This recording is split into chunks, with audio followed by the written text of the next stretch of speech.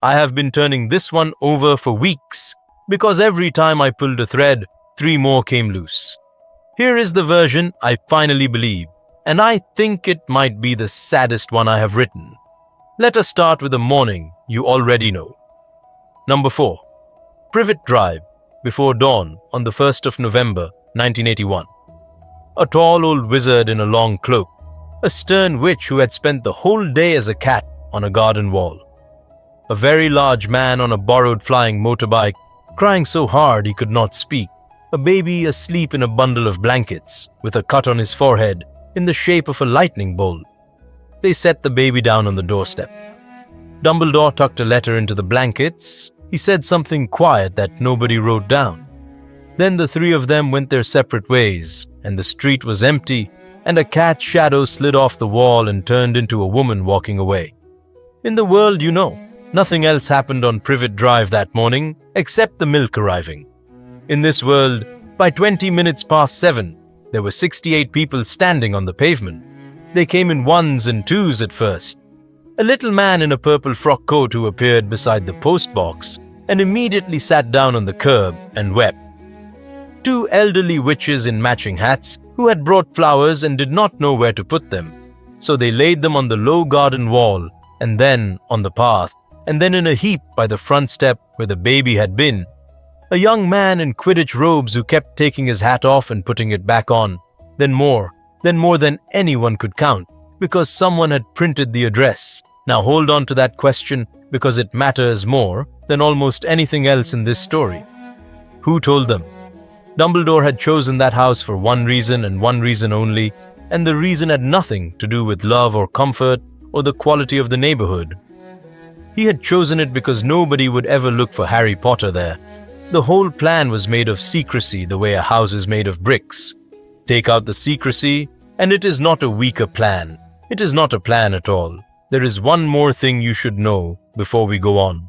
And I want you to hold on to this too, because it comes back at the very end. Dumbledore left more than a baby and a letter on that doorstep that morning. He left a piece of magic behind him, older than the Ministry and older than Hogwarts, and it had no shape and no sound, and nobody in that crowd could have seen it if they had stood there for a year. Lily Potter had died in front of her son on purpose, when she could have stepped aside and lived. That kind of choice leaves something behind. It was in the boy's skin already. What Dumbledore left on the doorstep was the roof he meant to build over it. His aunt shared his mother's blood. If Harry called that house his home, even for a few weeks a year, the protection would be renewed and topped up and kept full, like a lamp that somebody remembers to fill. Nobody filled it. It burned for 10 years exactly, and then it went out, and I will tell you the night it happened. So, who printed the address? Her name was Rita Skeeter, and in 1981 she was nobody. She was a 20-something and hungry, and stuck writing 4-line items about cauldron thefts for the back pages of the Daily Prophet, and she had a habit that nobody had bothered to punish yet. She made friends with clerks. Not important people. Clerks. The witch who filed the movement orders for the accidental magic reversal squad. The wizard who logged the night's apparition licenses. People whose names never appear in a headline and who therefore know everything.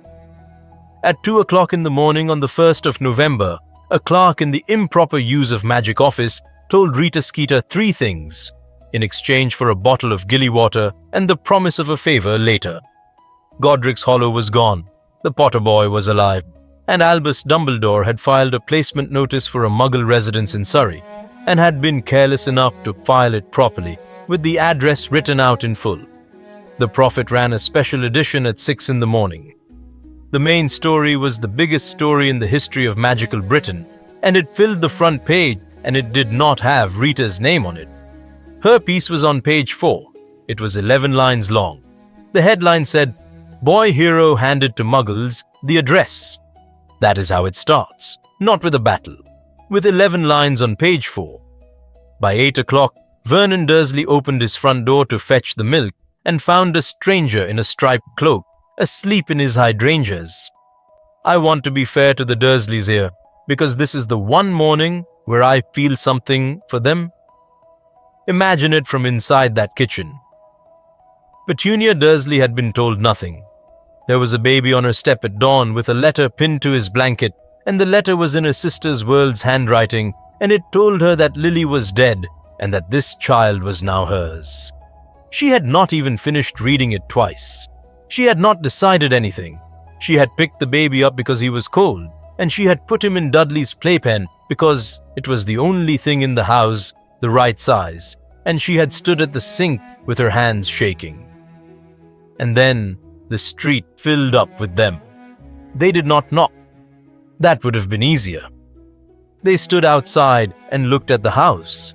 Some of them cried. One woman posted a bunch of white flowers through the letterbox, one stem at a time, and it took her 4 minutes, and Petunia watched every stem come through the door and land on her hall carpet.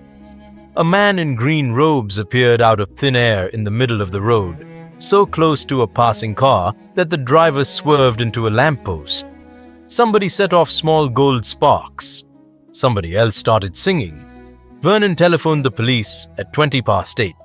2 constables arrived at 9 and found a perfectly ordinary street. They saw nothing at all, because the crowd had done the one thing wizards are properly trained to do, which is to become uninteresting the moment a muggle looks directly at them. The constables told Vernon to lay off the sherry and drove away. Vernon stood in his own hallway and understood, for the first time in his life, that there was nothing he could do about any of this. And a man who understands that becomes either kind or cruel very quick. He was not kind. At 9:30, Petunia carried the baby out of the house and set him down on the front step in the flowers, and she went back inside and shut the door. I have thought about that moment a lot. I do not think she did it out of hatred, not entirely. I think she looked out of her kitchen window at 68 strangers who could appear inside her locked house whenever they liked, and she thought about Dudley asleep upstairs, and she made a choice about which child she could afford to protect. It was a small, cold, frightened choice. She made it in about 90 seconds, through the letterbox, quietly, so the neighbors would not hear. She said one sentence to the closed door. "He is not staying here to be stared at." Then she stood with her back against the wood until somebody outside picked her nephew up. Minerva McGonagall arrived at 10. She had been unable to sleep and had come back to look at the house one more time, the way you check a door you already know you locked. She saw the crowd from the end of the road and she stopped dead, and then she ran, and Minerva McGonagall was not a woman who ran. She found Harry Potter being held by a total stranger, a decent, weeping, useless stranger who had no idea what to do with a baby and was rocking him too fast. She took him. She turned around with the child in her arms and looked at 68 faces, and every single one of them was looking back at her, and something in her chest went cold. "Go home," she said. "All of you, go home." Nobody moved. A photographer arrived. She apparated out with him rather than let the picture be taken, and the picture was taken anyway, and it ran on the front page of the evening edition. You can see her face in it. Anyone who has ever been photographed while frightened knows that face. Dumbledore came to the school at noon. McGonagall was in his office with the baby asleep on her lap and the newspaper on the desk in front of her, and she did not say anything at all for a while. And then she said, "It is done. There is no undoing it. Half the country knows where he sleeps." "Then he cannot sleep there," said Dumbledore. He sat down slowly, and he looked at the little boy with the cut on his head, and I think this is the moment the plan died, and he knew it. His whole design had rested on Harry Petunia's nephew, ordinary, unwatched, walking to an ordinary school in an ordinary town, with the oldest protection in the world quietly filling up behind him every summer. And now the address was public property. There were Death Eaters who had not been caught. Some of them were not even suspected yet. Every one of them could read. "We have traded a wall for a crowd," he said, "and I am afraid the crowd will be very fond of him." The Wizengamot met 3 days later in emergency session, in the deep courtroom under the ministry, with the stone benches that rise up in a circle. It was standing room only. It was also, and this is the part that changed everything, open to the press for the first time in 11 years. Because Millicent Bagnold, the Minister for Magic, had decided that a frightened country needed to watch its government being kind to a baby. Albus Dumbledore was the chief warlock. It was his court and his chair and his gavel. He stood up, handed the gavel to Griselda Marchbanks, and went down the steps to stand on the floor as a witness, because he was an interested party and he would not pretend otherwise. I love him for that, and it also lost him the case. Here is the trouble. To win, he had to explain the protection.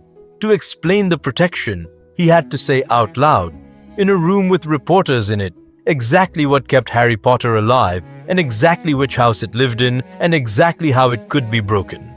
He would have been handing a map to every enemy still walking free. So he stood on the stone floor and said the weakest true thing available to him. There is a protection on the child that is renewed by his mother's blood relatives. It requires him to live in their home. I am not able to describe it further in open court. I am asking this body to trust me. And Bartemius Crouch Sr., head of magical law enforcement war hero, the most popular man in Britain that month, stood up in his immaculate parting and his immaculate robes and said, "No. You have to understand Crouch to understand the next 17 years. He was not a villain. He was worse in a way that is harder to fight. He genuinely believed in duty and order and the law, and he had learned during the war that he could get results by being harder than everybody else. And the country had loved him for it. He had signed orders that put people in Azkaban without trials. He had done it with a clean conscience and a straight back. The last 12 years have been made of men asking us to trust them," said Crouch. "I am done with trust. Here are the facts that are not secret. The child's aunt has put him out of her house in front of witnesses. The address is printed in a newspaper. Whatever charm the chief warlock is describing, it is a charm on a door that is now the most famous door in Britain, and it is a door the child has already been carried out of." Then he turned around and spoke to the benches and to the reporters and to the whole country over their shoulders. This child ended the war. Not an Auror, not this court, a boy of 15 months. Every family in this room has lost somebody, and he is the reason the losing stopped. And our answer is to give him to a Muggle woman who put him out with the flowers, and to hide him. And to hope he is not a secret to be kept. He is a debt to be paid. The applause went on for a long time. Marchbanks had to bang the gavel. Dumbledore tried once more. He said, "You are proposing to raise a child in the open, in a country that still contains men who murdered his parents." "I am proposing to raise him behind the Ministry of Magic," said Crouch, "which has walls and wards and Aurors, and which is not a suburban house in Surrey with a rose bush. Yes, that is what I am proposing. And do you know the awful thing? On the evidence available in that room, Crouch was right. They voted. The motion passed by a margin that the prophet described as overwhelming and that Marchbanks, who counted, described in her diary as 41-9 with 11 abstaining. Harry James Potter, aged 15 months, was declared a ward of Magical Britain. It was a legal status that had not been used since 1798 and had been invented for a different purpose entirely, and it meant that the child's guardian was, in effect, the government. Then came the part nobody had planned, and it went on for 2 hours, and it was the strangest thing that court had ever seen. They queued up to offer him a home. Amos Diggory from the Department for the Regulation and Control of Magical Creatures stood up and said his own boy was 4 and would love a brother and that they had a spare room and an apple tree. He meant every word of it. He also said the words "spare room" in a voice pitched slightly toward the reporters, and I do not think he even knew he was doing it. Augusta Longbottom stood up in the hat with the stuffed vulture and said that she would take the boy, but that her house was full of grief already and that her baby deserved better than that, and he sat down again. Which is, when you think about it, the most honest speech of the day. Frank and Alice Longbottom offered next. Both Auroras, both of them 31 years old, with a son named Neville who was born one day before Harry. Alice said, "He can share a cot with mine. They will not remember a time before each other." Dumbledore closed his eyes when he said it, and I think that was the offer he would have taken if he had been allowed to take any. Lucius Malfoy offered, yes. Lucius Malfoy, who had walked out of a hearing 6 weeks earlier by swearing he had acted under the Imperious Curse, stood up in that courtroom with his son Draco on his wife's knee behind him and offered to raise Harry Potter in the family home in Wiltshire. He talked about resources. He talked about protection that did not depend on the goodwill of Muggles. He was extremely convincing, and he was very nearly not laughed at. And when the muttering started, he sat down with his chin up, as though he had expected exactly that, and had made his point anyway. And there was one offer that was never read out, because it arrived by owl and got filed. Molly Weasley wrote a letter, 2 pages, both sides, ink blotted where the quill had been pressed too hard. She wrote that she had 6 of her own, and 1 on the way, and that the 7th was due in the summer, and that 1 more at a table of 8 is nothing. It is not even more work, it is only more noise. She wrote that she had known Lily a little, from the Order, from meetings in kitchens. She wrote that a child who has just lost everything does not need a big house.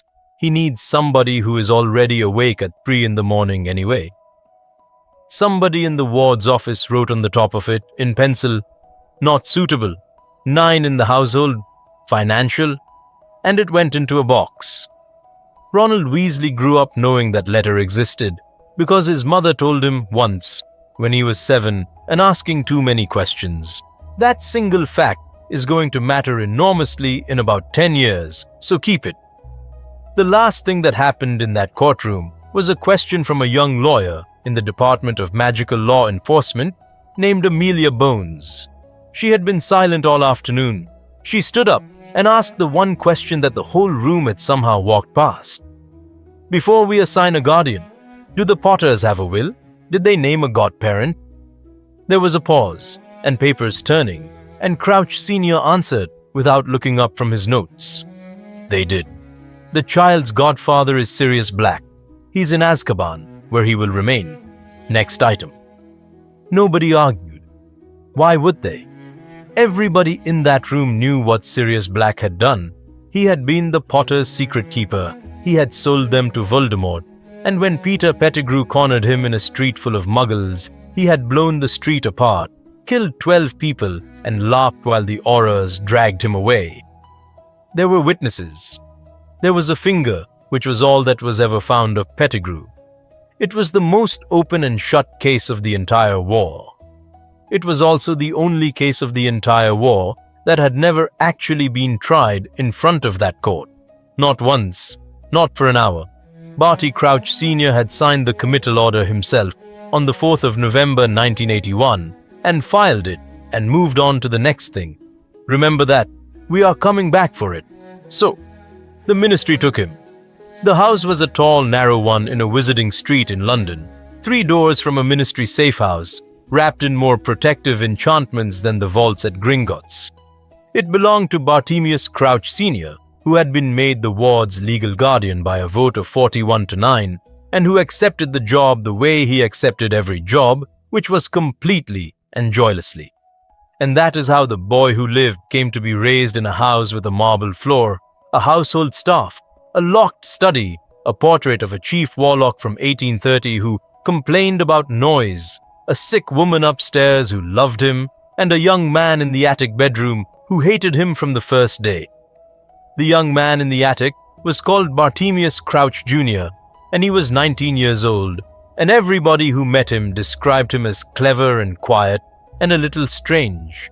He had 11 ordinary wizarding level exams at top grades. He had a father who had never once looked up from his desk when he came into the room, and a mother who was already ill, and a devotion to Lord Voldemort that nobody in the house had noticed, because nobody in the house had noticed him at all. And then his father brought home the baby who had destroyed Lord Voldemort. and put him in the room below his, and the entire country sent presents. Mrs. Crouch was the reason Harry survived his own childhood, with any softness in him at all. She was thin and tired and slow on the stairs, and she read to him in the afternoons when her husband was at the ministry. The same 6 books over and over because they were the ones she could reach from her chair. She taught him to say please. When he was 2, she taught him to hump. Nobody at the ministry ever wrote a single word about her in 17 years of newspapers about that house, and she was the whole of his childhood. On the 9th of February, 1982, at some time after midnight, 3 people appeared in the garden of a heavily protected house in London, and the wards did not stop them, because the wards had been keyed by the owner's own family, and one member of the owner's own family was standing at the back door with it open. Bellatrix Lestrange came in first. Her husband Rodolphus and his brother Rabastan came after her. They were not there to kill Harry Potter. I want to be clear about that, because it is what makes them so frightening. Bellatrix believed, with total certainty, that her master was not dead. She believed he was somewhere, weakened, waiting, and that the baby was the key to where. She had come to ask the child questions. She had brought the means of asking them. The reason it did not work is that the Wizengamot, in its 2 hours of competing generosity, had voted one sensible thing into the order. 2 Aurors on the ward's household, every night, on rotation, no exceptions. That night the rota said Frank and Alice Longbottom, because they had asked for the night shifts on purpose, so that one of them was always at home with Neville in the daytime. Frank Longbottom met Bellatrix Lestrange in a hallway. It lasted about 90 seconds. He was very good. She was better, and she was not alone. And by the end of it, Frank was on the floor with a broken shield arm, and Rabastan had him.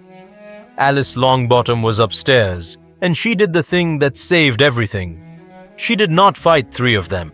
She got to the nursery, put her back against the door, and set off the emergency signal that no Auror on a guard rota ever expects to use, the one that brings every Auror on duty in Britain to a single set of coordinates in under a minute.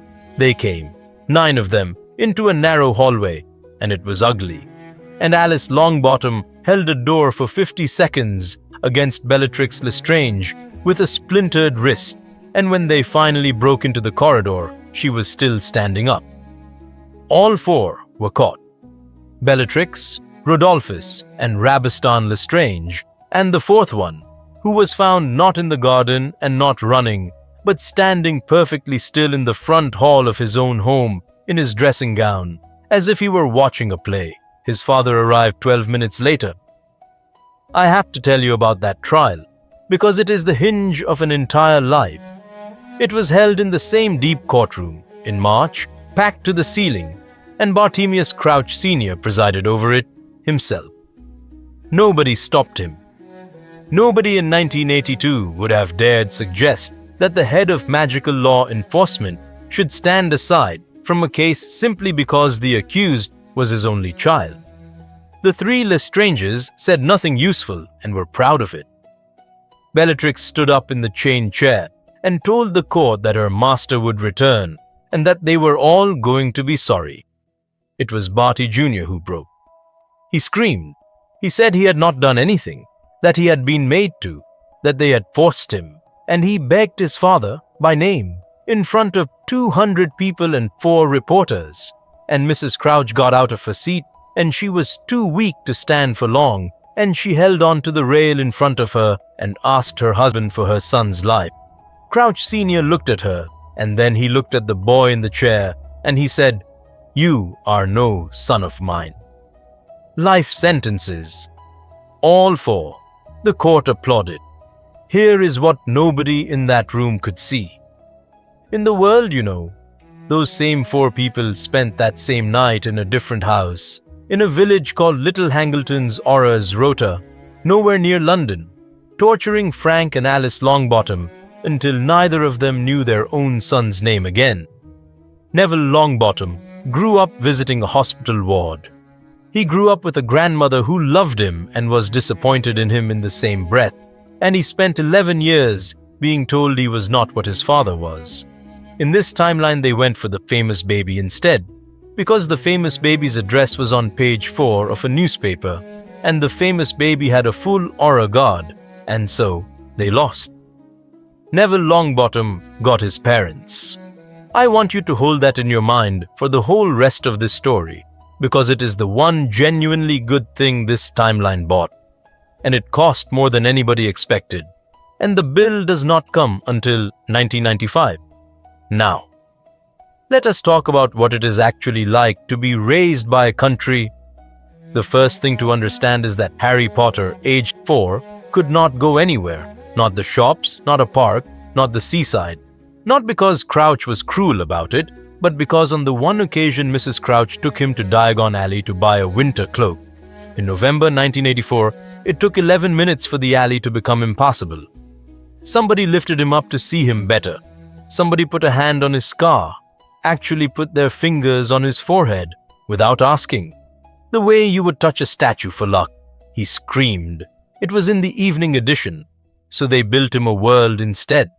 There was a garden with a very high wall and a charm on it that made the top of the wall uninteresting to look at.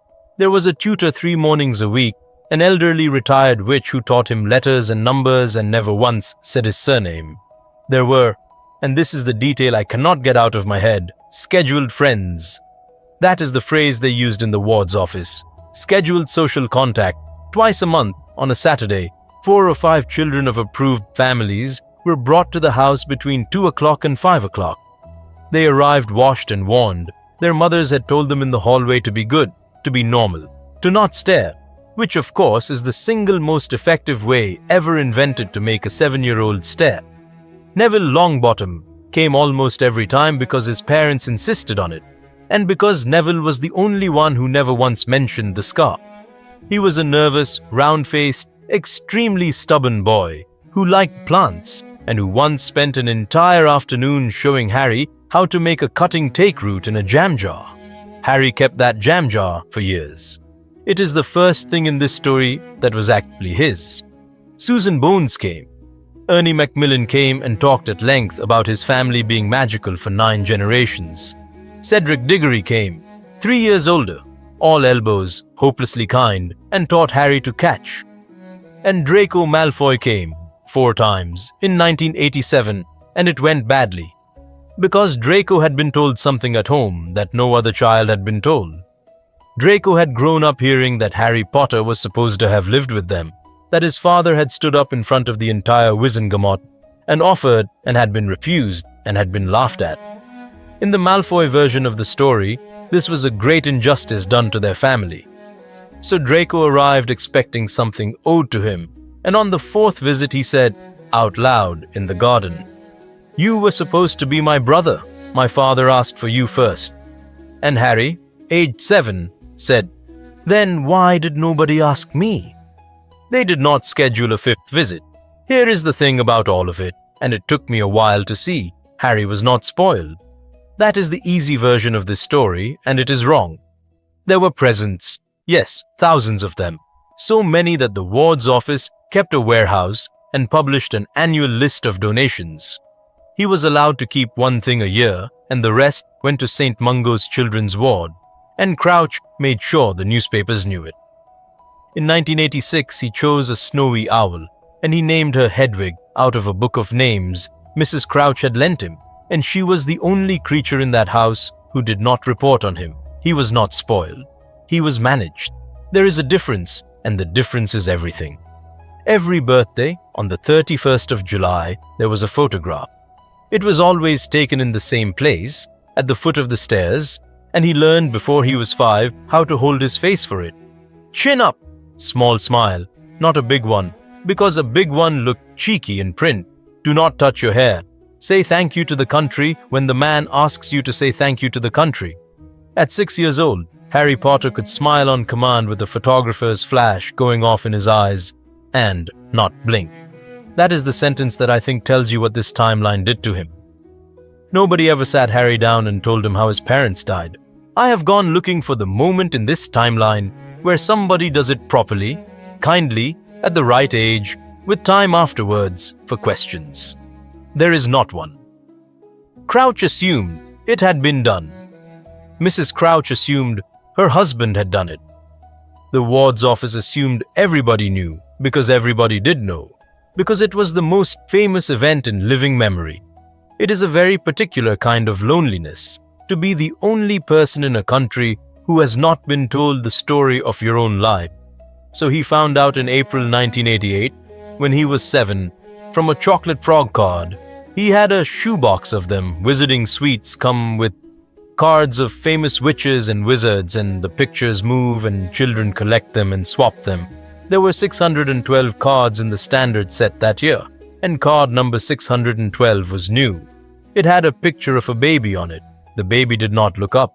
On the back, in 9 lines, it said that Harry Potter, born 1980, was the only known survivor of the killing curse, that his parents James and Lily Potter were murdered at Godric's Hollow on the 31st of October, 1981, and that the Dark Lord's attack on the child had rebounded and destroyed him, ending the war. He read it about 40 times. Then, he took it upstairs to Mrs. Crouch and asked her what rebounded meant, and she told him, and then he asked why it had rebounded off him and not off his mother, and she did not know, because nobody did. Then he went and got a book off the shelf in the drawing room. It was a history of the war, published in 1983, and it was not written for children. He read it in the window seat over 3 weeks, in the afternoons, with a dictionary. He was extremely bright and completely alone with it. That is where he read the other name, Sirius Black. Chapter 9. Best friend of James Potter since school, best man at the Potters' wedding, godfather to their son, made their secret keeper in the autumn of 1981 to hide them, and then sold them to Lord Voldemort inside a week. Cornered in a Muggle street by Peter Pettigrew, who had worked out what he had done, blew the street apart. 12 Muggles dead, nothing left of Pettigrew but one finger, taken to Azkaban laughing, godfather to their son. Harry closed the book and sat with it on his knees for a long time, and then he did the thing that 7-year-olds do, which is to try to make it fit. He had been given, in the space of 3 weeks, a mother who died on purpose to save him, and a father he had no memory of, and an uncle-shaped man who was supposed to have raised him and who had chosen to have them killed instead. He hated Sirius Black for 11 years. Properly hated him with the total patient hatred of a child who has very few other things to feel strongly about. When he was 9, he asked Crouch Sr. at the dinner table whether Sirius Black would ever be let out. And Crouch said no, and Harry said good. And Crouch looked at him with something close to approval for the only time in their lives. Keep hold of that too. All of it. Now, while all of this was happening, Albus Dumbledore was trying to build a wall. Every year, in June, he filed the same petition. It asked that the ward be permitted to reside at number 4, Privet Drive, Little Whinging, for a continuous period of 4 weeks each summer on grounds of protective enchantment. Every year it was refused, and the refusals got shorter, and by 1987 the ward's office was simply stamping it and sending it back the same day. In August 1988 he tried the other end of it. He went to Surrey himself on a hot Tuesday afternoon, with Harry, aged 8, in a jacket that was too warm, and he knocked on the door of number 4. There was a long silence inside, the kind that a house makes when somebody is standing very still in the hall. "Petunia," said Dumbledore to the door, in the mildest voice in the world. "It need not be for long, 4 weeks. He may sleep in the smallest room. He will be no trouble, and I will collect him myself. I am asking you for 4 weeks a year, and in exchange, I can promise you something that I think you want very much, which is that nothing will ever come to this house looking for him. Nothing. Mrs. Dursley, he's standing on your step. He's 8 years old. He has your sister's eyes." The chain went on the door. That was all. The little metal sound of a chain going on a door. They walked back down the path together. Harry, who was extremely good at reading rooms because he had been raised in rooms full of adults who were performing at him, said, "She is my aunt." "She is. Is she frightened of me?" Dumbledore stopped at the gate and looked back at the pavement, and I think he was seeing 68 people standing on it 7 years earlier. "She is frightened of what happened to her sister," he said, "and she cannot tell the difference between that and you. It is not fair." Very little about this has been fair, Harry, and most of it was decided in a room you were too small to be in. Harry never asked to go back. Petunia Dursley never opened the door, and she never wrote. And she never once came to look at him, and if you are waiting for a scene near the end of this story where she has a change of heart, I am sorry, but I am not going to make one up for you. Some doors just stay shut. That is one of the true things this timeline is about. And the lamp on the doorstep burned lower. There was one other adult in Harry's childhood, and he was on the wrong side of a fence. Remus Lupin came to that street about twice a year for 10 years. He never knocked. He stood at the corner where the railings gave a view of the garden, and he watched a small boy in a walled garden throwing a ball at a wall, and then he went away again. He had been the fourth of the four. He had been at that wedding. He had held Harry as a baby in a kitchen in Godric's Hollow while Lily made tea and complained that nobody ever held him long enough for her to drink it. He never went in for 2 reasons, and both of them are worth saying out loud. The first is that a registered werewolf could not be approved for scheduled social contact with a ward of Magical Britain, and any application would have been refused so publicly that it would have followed him for the rest of his life. The second reason is the real one. Remus Lupin believed, in 1988, that one of his 3 best friends had sold the other 2, and he had not managed to think about it for 7 years without wanting to lie down on the floor. He did not think he had anything to bring a child except that. But in 1990, he did one thing. He sent a parcel with no note, containing a photograph. It was of 4 people in a garden in summer. 2 of them Harry recognized from other pictures. 2 of them he did not. There were no names on the back. He put it in the jam jar with the cutting in it on the windowsill of his bedroom, and it stayed there. He looked at it honestly about 1,000 times, and he never found out who the other 2 were. And then there was the day the country changed its mind about him for the first time. It was September 1990. He was 10. The ward's office had begun letting him do small public appearances because Cornelius Fudge had just become Minister for Magic, and Fudge liked a photograph the way other men like breakfast. Harry was taken to the opening of a new wing at St. Mungo's Hospital. He was told to cut a ribbon and shake 9 hands and say a sentence somebody else had written. 12 minutes in, an old man in the crowd caught hold of his sleeve and would not let go. He was not dangerous. He was drunk and grieving, and he had lost 2 sons in the war, and he wanted to tell Harry about them both, and he was crying, and he had Harry's arm in a grip like a door hinge. Harry panicked, and in that panic, every window in the corridor blew out at once. Nobody was badly hurt. A photographer got a cut on the cheek, but the ministry now had a problem, which was a 10-year-old boy with more raw magic in him than most adults and no control of it in a public building on the record.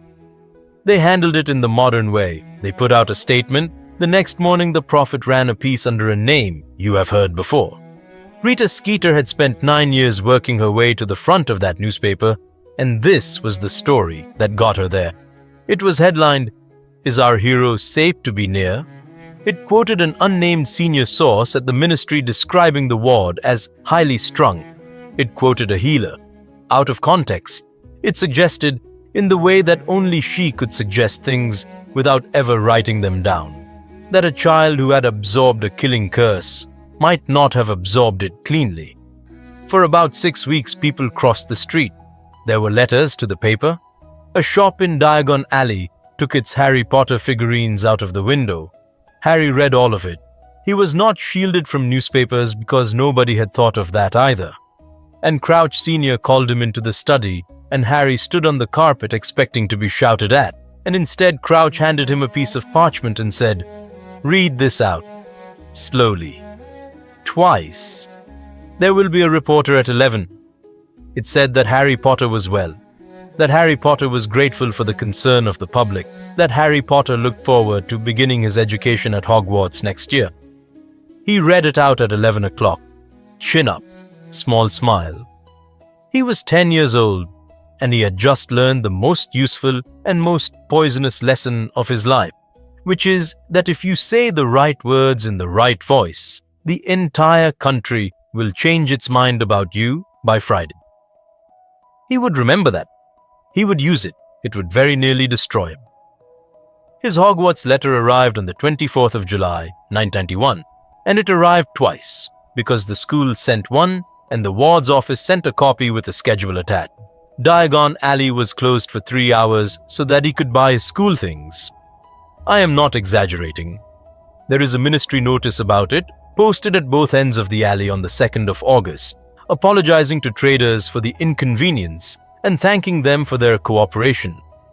Harry went in with 2 auras, a ward's office liaison with a clipboard, and a photographer from the Prophet who had been granted 8 minutes. So he bought his cauldron in an empty street. He bought his robes with nobody else in the shop, while Madame Malkin's hands shook so much she had to start the hem again.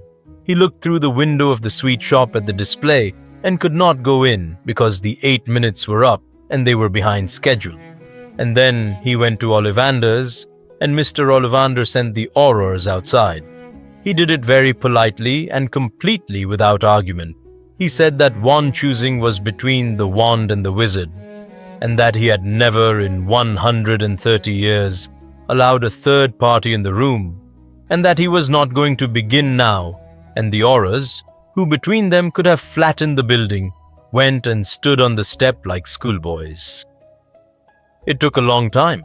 11 wands, 14, 20. Ollivander got quieter and happier as it went on, the way some people do when a thing gets difficult, and the boxes piled up on the chair. Then he came back from the very back of the shop with a dusty box and said, "I wonder, Holly, 11 inches, with a phoenix feather at its core."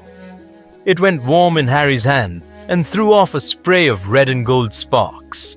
And for the first time in his life, Harry Potter laughed in front of a stranger without checking his face first. "Curious," said Ollivander. "Very curious." "What is?" And the old man told him. He said that the phoenix who gave that feather had given only one other, ever, and that he was sorry to say the other wand had left a mark on the boy's forehead. He said that the wand chooses the wizard, and that we never know why. He said, "It is not for me to say what any of it means, but I think we can expect great things from you, Mr. Potter. Terrible things, but great." Harry walked out into the empty alley, holding the first object in his life that had chosen him rather than been assigned to him, and he did not care in the slightest that the photographer had missed it. On the 1st of September, the ward's office reserved a compartment on the Hogwarts Express. It had a brass plate screwed to the door and a curtain that could be pulled across the window and an aura seated outside in the corridor. Harry sat in it for 11 minutes. Then he stood up, told Aura Dawlish that he needed the lavatory, walked the length of 2 carriages, and got into the last compartment on the left, which had one boy in it, a battered trunk, and a very large sandwich. "Is anyone sitting here?" said Harry. "No," said Ron Weasley. "I want to slow down here because this is the most important conversation in the entire timeline, and it goes wrong almost at once." Ron knew who he was in about 4 seconds. Everybody did. The difference is that Ron Weasley had grown up in a house where the name Harry Potter was a slightly sore subject because his mother had written 2 pages to the Ministry of Magic in 1981 offering to raise a baby, and had been told that a family of 9 was not suitable, and had kept the pencil note that came back. Molly had cried about it exactly once, in 1987, in front of one child, and the child was Ron. So Ron looked at the boy with the round glasses and the brand new trunk and the aura 2 carriages away, and what he said was, "You are the one they wouldn't let us have." "What?" Nothing. Ron went red to the ears. Forget it. It was a terrible start, and it got worse before it got better, because Harry Potter at 11 had exactly one social skill, which was performing, and Ron Weasley at 11 had a very finely tuned ear for people performing at him. Harry asked him polite, interested questions in the voice he used for hospital openings. Ron heard the voice, decided he was being condescended to by somebody who had a photographer, and went quiet and prickly. They traveled about 80 miles in near silence, and then the sweet trolley came, and Harry, who had a small fortune from a trust vault he had visited that summer for the first time, bought the entire trolley. Which was, honestly, the worst possible thing he could have done. It was also completely innocent. He had never been in a shop. Ron looked at the mountain of sweets on the seat and at his own 4 corned beef sandwiches, and something in his face closed. "I did not mean it like that," said Harry. "I know how you meant it. I have never bought anything before. There is a warehouse in London with 9,000 presents in it that people sent me, and I am allowed to keep one a year. I do not know how any of this works. I do not know how you are supposed to buy some of something." He stopped, and then he said in a completely different voice, one he had not used in front of anybody except an owl, "I have never been on a train." Ron looked at him for a long moment. Then he picked up a chocolate frog, opened it, ate the frog, looked at the card, and put the card face down on the seat between them. "You are on card 612, he said. "I know. That must be really weird." "Yes," said Harry. "It is." And that was it. That was the beginning of the only unpaid, unscheduled, unapproved friendship of Harry Potter's life. 2 other things happened in that compartment before they reached Hogwarts, and both of them come back. The first is that a girl with a lot of brown hair opened the door looking for a lost toad on behalf of a boy Harry already knew, and stopped and said, "Oh, you are Harry Potter." "Yes, I have read about you." And then Hermione Granger, aged 11, born the 19th of September, 1979, and therefore very nearly a full year older than either of the boys in front of her, did the single most remarkable thing anybody had done to Harry in his life. She asked him a question. "What did your mother do?"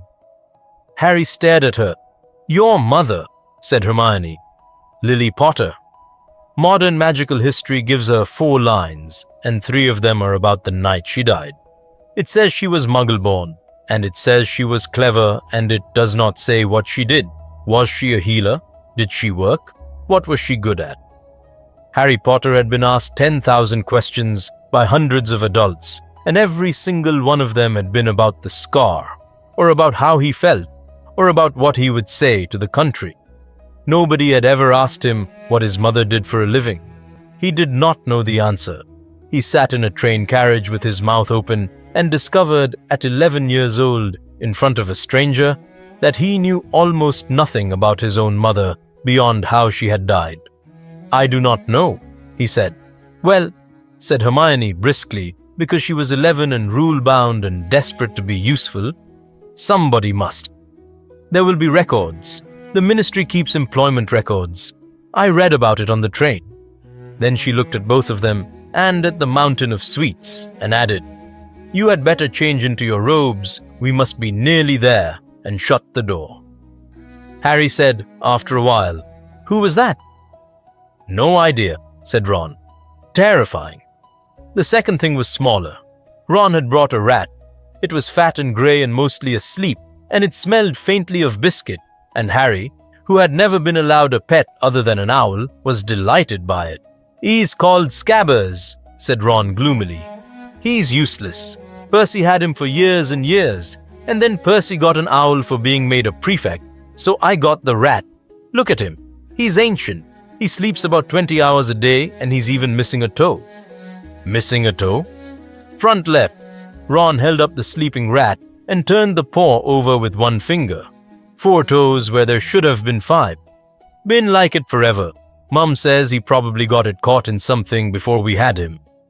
Harry Potter said, "Poor thing," and gave the rat a piece of chocolate.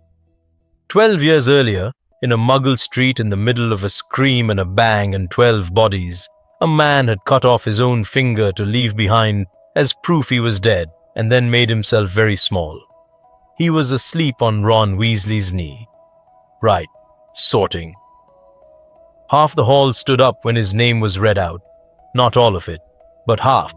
And it made a sound like furniture falling over, and Professor McGonagall had to say "sit down" twice, in a voice that could have taken paint off a wall.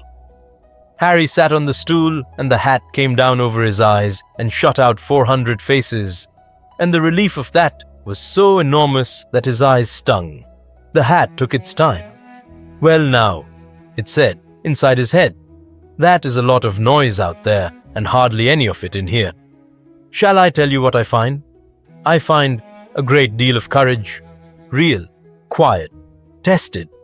I find a mind that is quick and a temper that is quicker. And I find the strangest thing, which is a boy of 11 who has been thoroughly, patiently, expensively taught to be looked at. Is that bad? It is not anything yet. Slytherin would suit you. You would be brilliant there, and they would love you, and you would learn what to do with a crowd. And I do not think you would like who you became. Gryffindor will cost you more." "Then Gryffindor." "Interesting," said the hat. "Do you know, in 11 years, that is the first thing you have ever actually chosen? You should try it more often." And then it shouted "Gryffindor" out loud at the top of its voice, and the noise that followed went on so long that the sorting had to be stopped, and Harry sat down next to Ron Weasley in the middle of it and could not hear a word either of them said. Now, 2 Aurors moved into Hogwarts that term, Dawlish and Proudfoot, in rooms off the entrance hall on rotation, and their brief was 1 page long, and it said, "The ward is not to be alone outside the castle." It was the first time in the school's history that the ministry had stationed officers inside it, and Dumbledore agreed to it without a fight, which tells you exactly how worried he was about a lamp that was nearly up. Everyone hated it. Not the Aurors, particularly. The situation. You cannot sneak out of a castle at midnight to look at something interesting when there is a man in a leather coat standing at the bottom of the stairs whose entire career depends on you not doing that. And it made Harry, for the first 6 weeks of school, the most watched and least popular famous boy in Britain. Because it turns out that being followed by armed guards makes 11-year-olds think you believe you are important. And because the prophet sent a reporter to cover his first flying lesson, an actual reporter to a lesson. And the story ran the next day with the headline, "Naturally Gifted," and 40 other first years read it at breakfast and hated him for a fortnight. Draco Malfoy said loudly in the corridor, "Do they follow you into the bath as well, Potter?" And the awful thing is that it was funny, and people laughed, and Harry laughed too, half a second too late, in the voice he used for reporters. Ron Weasley heard the false laugh. He turned round in the corridor and said, "Don't do that." "Do what?" "That laugh. That is not your laugh. Your laugh is horrible. It sounds like a drain. Use that one." Severus Snape did not laugh at him and did not admire him, and for a long time, Harry could not work out which of those 2 facts he minded more. The first potions lesson went about as you would expect. Snape looked up from the register, said the name, let the room go quiet, and then asked 3 questions about a subject the class had not been taught yet. Harry answered none of them. What was different in this timeline is what happened afterwards, because when the bell rang, Snape said, "Potter, stay." And when the room was empty, he said, "You have been raised to be looked at. You are good at it. It is the only thing you are good at, and it will not save your life, and there are people alive today who would very much like your life. So, you will learn to make a Wiggenweld potion correctly by Friday, and you will not receive a single word of praise from me for the entirety of your education. And when you are older, you may work out which of the adults in your life were doing you a service." Then he said, "Go away," and Harry went away furious, and it took him about 5 years to understand that he had been given a gift. Neville Longbottom, meanwhile, was having the best autumn of his life. I want to spend a minute on Neville, because this is the timeline's one bright window. He had grown up with a father who taught him chess and a mother who took him out into the garden in the rain to look at things. And the result was a boy who was still nervous, still clumsy, still forgot his books, but who was nervous in the way of somebody who has been loved through it, rather than in the way of somebody who is bracing for disappointment. He was hopeless at potions and remarkable at herbology. He talked back to Draco Malfoy in the second week of term, which nobody else in Gryffindor managed until Christmas.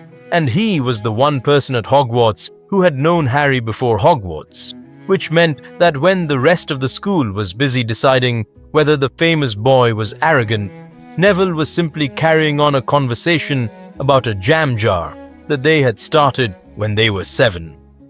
Hermione Granger, meanwhile, had written to the Ministry of Magic. She did it in the second week of October, without telling anybody, on paper she borrowed from Neville. She wrote to the records office and asked, as a student of magical history, for the public employment record of Lily Potter, born Evans, 1960 to 1981. She got a form back.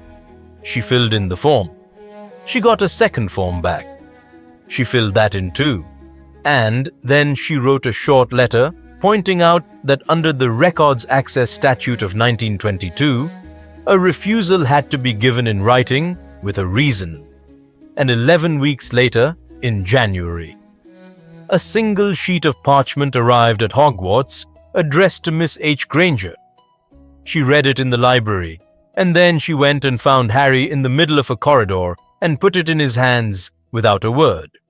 Lily Potter, formerly Evans, registered apprentice in charms, 1978 to 1980, under a master enchanter at the ministry's own workshops. Specialist area listed in the file in one line in an ordinary clerk's handwriting. Protective enchantment, household and personal. Harry read it 4 times, in the corridor, with people going past on both sides of him. His mother had spent the last 2 years of her working life learning how to put shields on things. Then she had a baby, and there was a war, and she went into hiding, and on the 31st of October, 1981, she stood in a nursery doorway with no wand in her hand and used the oldest protective enchantment there is. She was good at it, said Hermione anxiously, because she had never seen anybody cry in front of her before, and she did not know the rules. It says she was recommended for a mastery. That is not a small thing, Harry. Apprentices almost never get recommended in 2 years. Thank you, said Harry. It is only a form. It was not only a form.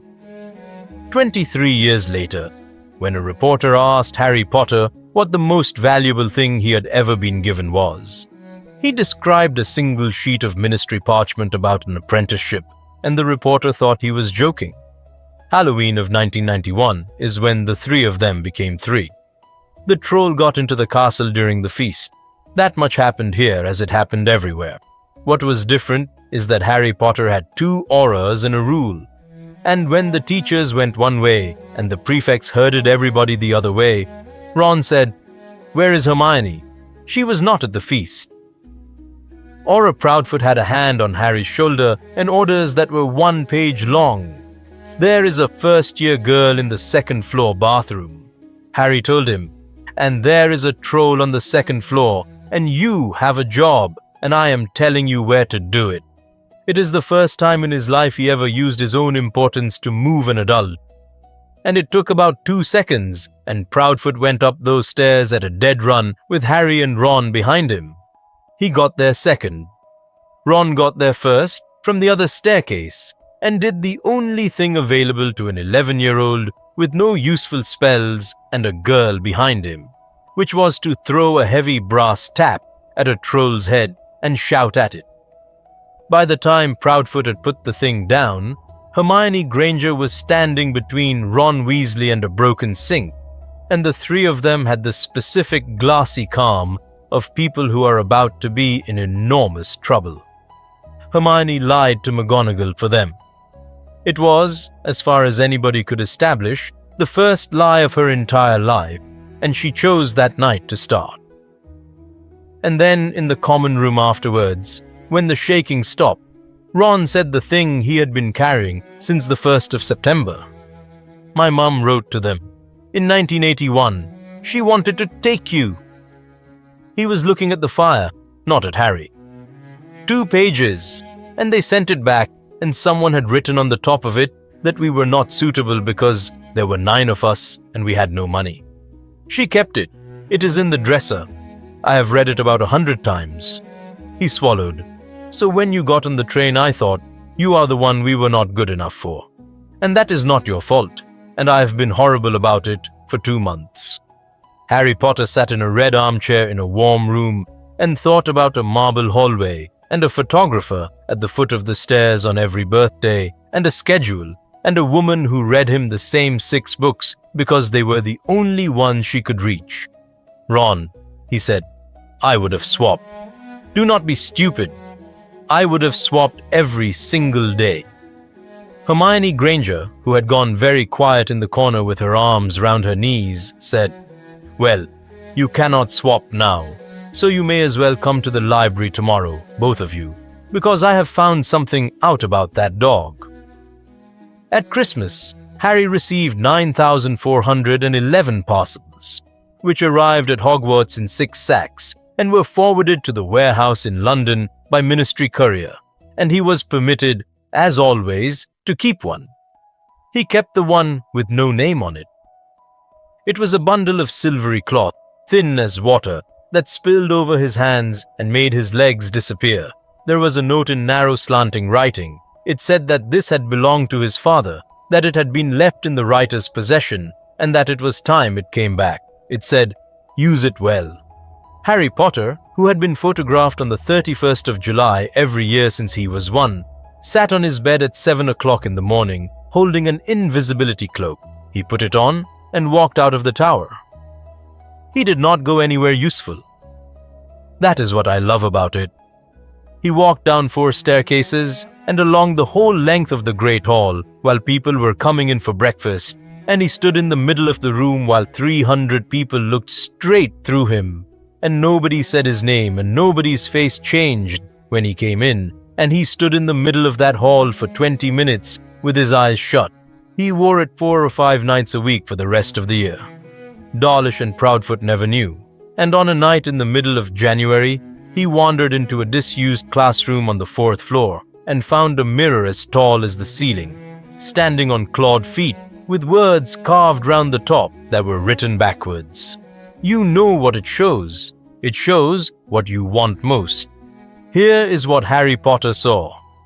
A kitchen, small, untidy, sunlight in it, a window with plants on the sill and a garden outside gone to seed. A woman standing at the sink with dark red hair, pinned up badly, laughing at something out of sight. A man with black hair that stuck up at the back, in a chair with his feet on another chair, reading a paper. A boy of 11 at the table with toast. And nobody was looking at him. That is what undid him. His mother did not turn round to be photographed with him. His father did not lift him up so somebody at the back could see. There was no flash, and no schedule, and no man with a clipboard saying they were behind time. And the boy at the table was so completely ordinary in that room that if you had walked past the window, you would not have looked twice. He went back to that mirror every night for a week. He stopped eating properly. And on the 8th night, Dumbledore was sitting on a desk in the dark, waiting for him, and did not tell him off. "What do you see?" Harry asked. "Myself, holding a pair of thick woolen socks," said Dumbledore. "One can never have enough socks." Harry did not believe him for a second, which Dumbledore seemed pleased about. The mirror is being moved tomorrow, Harry. I am sorry. Men have wasted away in front of it. It shows us what we want, and it does not tell us how to get it, and that is the cruelest combination in the world." He paused. "May I guess? You saw a room where nobody was looking at you." "How do you know that?" "Because it is what I would have wished for you," said Dumbledore. "And I was overruled by 41 votes to 9. The rest of that year is a story about a stone, and you know most of it. So I will tell you the parts this timeline changed. Somebody was trying to get into a trapdoor on the 3rd floor. Hermione worked out that the enormous 3-headed dog was sitting on something, and Ron worked out from his brothers that the something had arrived at Hogwarts by Gringotts' courier in the summer, and Harry, who had grown up in a house where officials talked over his head about matters of state, was the one who put it together with a name, Nicholas Flamel. He had heard it at a dinner table when he was 9, in a sentence about a very old man who owed the Ministry of Favor. They were certain Snape was the one after it. They were certain for months, and they were completely wrong, and Harry never entirely got over how wrong he had been. The night it happened was the 4th of June, 1992. Dumbledore had been called away to London by an urgent owl from the Ministry, which was the oldest trick in the book and worked perfect. The 3 of them went to McGonagall, who did not believe them. They went to Dawlish, who said the castle was the safest building in Britain, and told Harry to go to bed. So Harry Potter put an invisibility cloak over 3 people, which is not really what it is designed for, and went through the trap door. I will keep this short because it is not what the timeline is about. The dog was got past with music. The plant let go when Hermione remembered that Devil's Snare hates light and fire, and she was so frightened that she forgot she had a wand for 4 whole seconds, which she was embarrassed about for years. There were flying keys and a broomstick, and Harry, who had been a good flyer since a photographer covered his first lesson, got the right one in about 90 seconds. Then there was the chessboard. Ron Weasley stood on that board and played a full game of wizard's chess with pieces the size of men, and when the only route to victory was to let the White Queen take him, he looked at Harry and said, "That is chess," and walked forward and got it hard enough to knock him out cold with a stone arm. Hermione stayed with him. That was Harry's decision, and she argued about it, and he was right. It is also worth saying plainly that neither of them had to be there at all, and both of them chose it. And it was not for the boy who lived, it was for the boy who bought a whole sweet trolley because he had never been in a shop. Then Harry walked into the last chamber alone, and Professor Quirrell was standing in front of the Mirror of Erised. The conversation that followed is the one I have thought about most in this whole timeline. Because Voldemort, when he finally spoke, when the turban came off and that ruined face turned round on the back of another man's head, did not begin with hatred. He began with something much worse. He was fascinated. "You have grown up on a card," he said. "In a shop window, there is a man in a coat outside your dormitory." Harry said nothing, because he could not. "I have had 11 years in a forest to think," said the voice, "and I have thought a great deal about what they did to you. If I had built you a cage myself, I could not have done it better. They put you where everybody could see you, and then they told you to smile. Everything you will ever do, the whole country will watch. Do you understand what that means? It means that anything they can be made to believe about you. You bet." A pause. "I will not need to kill you, boy. Not for a long time. First, I am going to make them frightened of me." Then he stopped being fascinating and told Quirrell to seize him. You know what happened. Quirrell got his hands on Harry's wrist and screamed, and where he touched, his skin blistered and cracked and burned like paper, and he could not hold on. Harry, in agony, with his scar splitting his head open, held on to him anyway, both hands, deliberately, because it was the only weapon he had, and Quirrell came apart under his fingers. He was unconscious for 3 days. He woke up in the hospital wing with the whole surface of a table covered in sweets from admirers, and a stack of newspapers Madame Pomfrey had confiscated, and Albus Dumbledore in the chair beside the bed. They talked about all of it. About Quirrell and the stone, which was destroyed by agreement with a very old man who had made his peace with dying. About Ron's arm, which was fine, and Hermione, who had not slept. And then Harry said, "Why could he not touch me?" And Dumbledore, who had been waiting 11 years to have this conversation and had wanted to have it under much better circumstances, told him the truth. Your mother died to save you when she was given the choice to stand aside and live. That kind of choice leaves a mark. It is not a spell you can learn, and I could not teach it to you. And Lord Voldemort, who has never in his life valued anything he could not use, does not understand it even now. It was in your skin, Harry. That is why he could not touch you. Quirinus Quirrell was burned by your mother. Is it still there? Dumbledore was quiet for a moment. It is the only time in this entire timeline that I am certain he thought about lying. No, he said. He explained it properly because Harry had earned that. Lily's protection was never meant to be a single wall standing on its own forever. It was meant to be a flame in a lamp, and the lamp was meant to be filled. Her blood ran in her sister's veins, and so while Harry could call his aunt's house his home, the protection could be renewed every year, topped up, kept strong until he came of age at 17 and no longer needed it. Instead, it had been burning steadily, unfilled, since the 2nd of November 1981. It had lasted a long time because she had been very good at what she did, and because there had been a great deal of love in it, and you spent the last of it holding on to Quirinus Quirrell with both hands, said Dumbledore. You spent it well. You were 11 years old, and you did the bravest thing I have ever seen a child do. And I want you to know that I am not sorry you spent it, because it saved your life and Nicholas Flamel's soul, and possibly a great many other people. But it is gone. There is nothing left. So, if he comes back, said Harry. When he comes back. When he comes back, there is nothing between him and me. There is your wand, said Dumbledore. There is a boy who walked onto a chessboard and let a stone queen hit him. There is a girl who wrote 4 letters to the records office because you did not know what your mother did for a living. There is every single person who chooses to stand in front of you. And there will be more of them than you can imagine. And I am afraid that is now the whole of it. Harry lay and looked at the ceiling. They are going to want a photograph, he said. They did. He gave them one. Chin up, small smile, on the front steps of the school on the last day of term.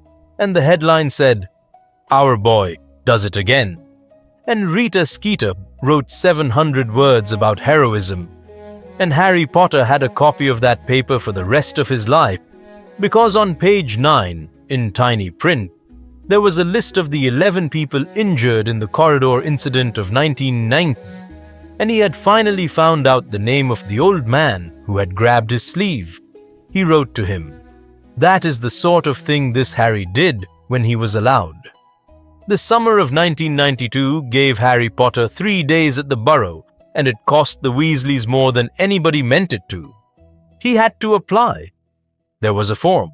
The ward's office refused it twice, and then Fudge overruled them because Fudge had worked out that a photograph of the boy who lived eating breakfast with an ordinary family was worth more than any speech he could make about the economy. So the visit was approved on condition that a prophet photographer be admitted for 1 hour. For 3 days, Harry Potter lived in a crooked house with too many staircases, and he was so happy that he could not sleep. He helped degnome a garden. He ate 4 meals a day, all of them enormous, cooked by a woman who kept looking at him and then looking away and then putting more on his plate. He met a girl of 10 with red hair called Ginny, who could not say a single word in his presence, and then, on the last evening, when everybody else had gone in, told him extremely fiercely that she thought the newspapers were horrible about him. and that she had stopped reading them. The photograph ran on the 2nd of August. The picture was lovely. The caption was not. It said, in the tone of somebody putting down a coin, that the ward of magical Britain had spent his holiday visiting a family of modest means near Ottery St. Catchpole, and it mentioned the number of Weasley children twice, and it described the house in a way that made a small mean point about the roof. Molly Weasley read it, standing up at her own kitchen table. Then she folded it in 4 and put it in the fire and said brightly that they were out of eggs. Harry saw her face. He was 12. It was the first time he understood that his fame was not only something that happened to him. It landed on the people he loved, and it left marks, and he had no way to stop it, and no way to say sorry that did not make it worse. Somebody else read that photograph very carefully. Lucius Malfoy had spent 11 years being reminded of the afternoon he stood up in front of the Wizengamot and was laughed at, and now Arthur Weasley, a man he considered a joke, a man who worked in an office the size of a cupboard on Muggle artifacts, had been photographed with his arm round Harry Potter in a garden. On the 12th of August, in flourish and blots, in the middle of a crowd, Lucius Malfoy insulted Arthur, provoked a fistfight between 2 grown men in a bookshop, and while everybody was watching that, slipped a small shabby black diary into the cauldron of an 11-year-old girl. He had been waiting years for somewhere to put that diary. He chose the Weasleys because of a photograph. I will not spend long on that school year, because the shape of it, but 3 things in it belong to this timeline and this timeline only. The first is Gilderoy Lockhart, and honestly, of everything in this story, Lockhart in this timeline is the thing that makes me laugh and then makes me uncomfortable. He arrived as the new Defense Against the Dark Arts teacher, with 5 best-selling books and a smile he had practiced, and he attached himself to Harry within about 4 hours, because a famous teacher and a famous student is twice the photograph. And Harry watched him closely all year with a horrible creeping recognition. Lockhart doing the small smile, Lockhart holding the pose, Lockhart saying the sentence somebody else had written. Harry Potter, age 12, sat in the back of that classroom and thought, that is what happens to a person who is looked at for long enough and never once told the truth about themselves. He asked Snape about it, actually asked him in the corridor, out of nowhere, "Sir, is he the worst version of me?" And Snape looked at him for a long moment and said, "No. You are frightened of becoming him. He has never been frightened of anything in his life. That is the entire difference, and you would do well to keep hold of it. The second thing is that the country turned on him again, and this time it lasted. And this time he was in a castle where he could not put out a statement, because when the attack started and the writing appeared on the wall, and the cat, and then the students were found stiff as boards, somebody had to be to blame. And then, at the dueling club in December, a snake came out of a rival's wand, and Harry Potter spoke to it, out loud, in front of 40 people, in a hissing language that only one other living wizard in Britain was known to speak. By breakfast the next morning, it was in the paper. By the end of the week, the prophet was asking, in a headline, whether the Chamber of Secrets had been opened by the heir of Slytherin, and beneath that, in smaller letters, whether the ministry's own ward had questions to answer. Rita Skeeter did not write that one. She did not have to. She had established the shape of it in 1990, and now anybody could pour their own poison into it. Hufflepuffs crossed corridors to avoid him. Justin Finch Fletchley, who was Muggle-born, stopped coming to herbology when Harry was in the greenhouse and then was attacked anyway, and then everyone was certain. Somebody put a note under his dormitory door that said only, "We know." The ward's office prepared a paper on the possibility of removing him from Hogwarts for his own protection. Bartemius Crouch Sr. signed the covering letter. He came to the school in February and sat opposite Harry in McGonagall's office and said, "This is now a question of public confidence. You mean it looks bad?" "I mean," said Crouch, "that I have spent 11 years making the country believe you are safe, and you have spent one afternoon persuading it otherwise in front of 40 witnesses. Do not speak to snakes, Potter. It is not complicated advice." Ron and Hermione did not believe a word of it, not for a single hour, and Neville Longbottom sat next to Harry at every single meal that term, in public, on purpose, where everybody could see. That is Frank and Alice Longbottom's son, and you can hear their voices in it. The third thing is the chamber itself. In May 1993, Ginny Weasley was taken down into it. The message on the wall said her bones would lie there forever, and the two people who went down after her were Harry Potter and Ron Weasley, because Ron's sister was down there, and there was no argument on earth that would have kept him out of that pipe. Lockhart came too at one point, and then tried to wipe both their memories with a broken wand borrowed from Ron, and blew his own mind out instead. He spent the rest of his life in a hospital ward, cheerful, harmless, signing his name for anybody who asked, and I cannot decide whether that is the cruelest ending in this story or the kindest. There was a rockfall. In another version of this, that rockfall separated the two of them, and Harry went on alone. Not here. Here they got through it together, both filthy, and Ron Weasley stood in the Chamber of Secrets with a broken wand and a torch, while a boy he had met on a train fought a basilisk 60 feet long with a sword that a phoenix dropped out of the air. Fawkes blinded the snake. The Sorting Hat gave up the sword of Godric Gryffindor. Harry drove it through the roof of the creature's mouth, and a fang went through his own arm, and he was dying of the venom on the wet floor with a 15-year-old memory of Tom Riddle laughing at him. And then a phoenix cried into the wound, and it closed. And Harry, who had no idea what he was doing and was working entirely on rage, took the fang out of his arm and stabbed it through a small, shabby black diary. Ink came out of it, like blood. The thing screamed. Tom Riddle came apart in the air. Ginny Weasley, 11 years old, woke up on the stones and started apologizing and could not stop. Later that night, in the headmaster's study, Albus Dumbledore turned the ruined diary over in his hands for a very long time. There was a hole burned through the middle of it. There was a name on the inside cover. "Sir?" said Harry. "It was like there was a person in it." "Yes," said Dumbledore. "I believe there was. And that is the moment." Right there, in June 1993, holding a punctured notebook in his old scarred hands, Albus Dumbledore stopped suspecting something and began to be certain of it. He had wondered for years how a man's body could be destroyed and the man not die.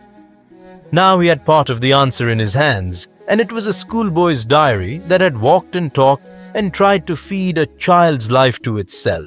He did not tell Harry, not for 4 years. That is one of the mistakes of his life, and he knew it at the time, and he made it anyway, because he had made a plan for a boy in a muggle house in Surrey, and he was still trying to run that plan on a boy who lived on a chocolate frog card. Now we come to the summer that broke the timeline open, and it starts with a girl telling a boy that there will be records.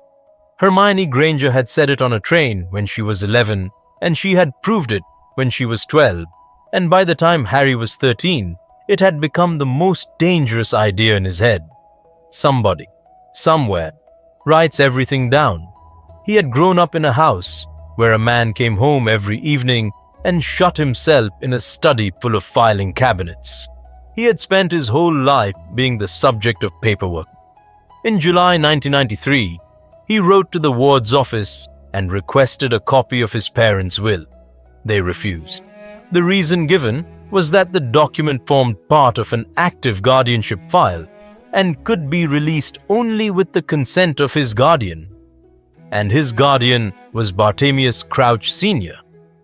And Bartemius Crouch Sr. said no without giving a reason, because he had never in his life felt the need to give one.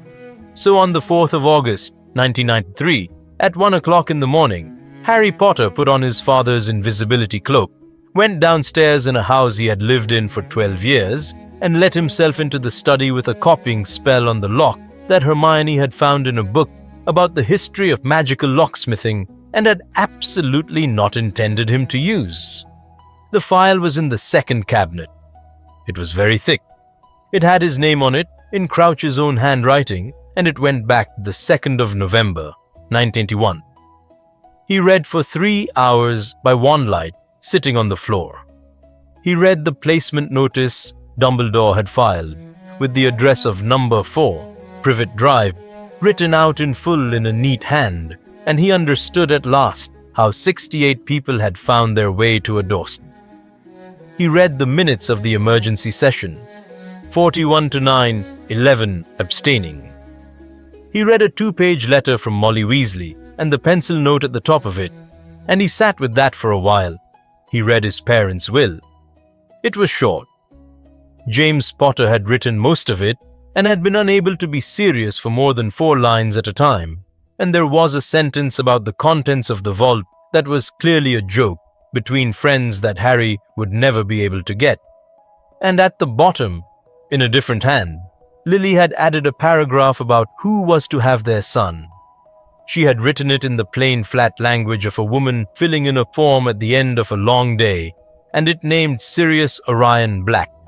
And it said that if the worst happened, they wished Harry to be raised by him, and that they had discussed it, and that Sirius had agreed and had cried about it, which he would deny. And then, 4 pages further on, filed with everything else, because Bartemius Crouch Sr. was a scrupulous man who filed everything, Harry found a ministry memorandum dated the 3rd of November, 1981. It was from a junior auror in the holding office at the Department of Magical Law Enforcement. It said that the prisoner Sirius Black had made the same statement 11 times during processing, and that in the officer's opinion, the statement was worth testing, and it set out the statement in 1 line in the officer's summary. Black claimed that he had not been the Potters' secret keeper. Black claimed that they had changed it days before the attack in secret to Peter Pettigrew, and that this was his own idea, and that he had talked them into it. The memorandum requested authorization to question the prisoner under veritaserum before committal. Written across the bottom of it, in green ink, in a hand Harry had seen on 12 years of school reports and press statements and permission forms, were 3 words and a signature. Denied, not required, B. Crouch. Harry Potter sat on the floor of that study until the window went grey. He had hated Sirius Black since he was 7 years old. He had hated him carefully and thoroughly, with a child's whole strength. He had said the word good at a dinner table, and nobody had ever asked the man a single question. He was in the hall when Crouch came down at 6. He was still holding the memorandum. He had not slept, and he had not rehearsed anything, which for Harry was almost unheard of. You never gave him a trial. Crouch looked at the parchment in the boy's hand and did not pretend, which I will give him. He never once pretended. No. Why? Because in November of 1981 I had 106 people in holding cells and 11 aurors left alive to guard them, and a country that would have torn the ministry apart with its hands if one more Death Eater had walked free, said Crouch, because there were 12 dead muggles in a street and 30 witnesses and a finger. Because if I had put Sirius Black in a chair and given him a public platform, he would have used it, and he was charming, Potter. You have no idea how charming that family can be. He took his coat off the hook. I made a decision with the information I had. I would make it again. He was my godfather. My mother wrote it down. I am aware of what your mother wrote down. I read it before you were 2 years old. And you never told me. What exactly? Said Crouch. Would you have done with it at 4? At 9? He pulled the door open. You are 13. You have had a childhood that 99 children in 100 would have wept for. Do not stand in my hall at 6 in the morning and tell me about grievances. And Harry said, quite quietly, Do you know what I have had? I have had a schedule. Crouch went to work. Now here is where the whole story turns. and it turns on the one thing nobody in that house had ever thought of as a weapon.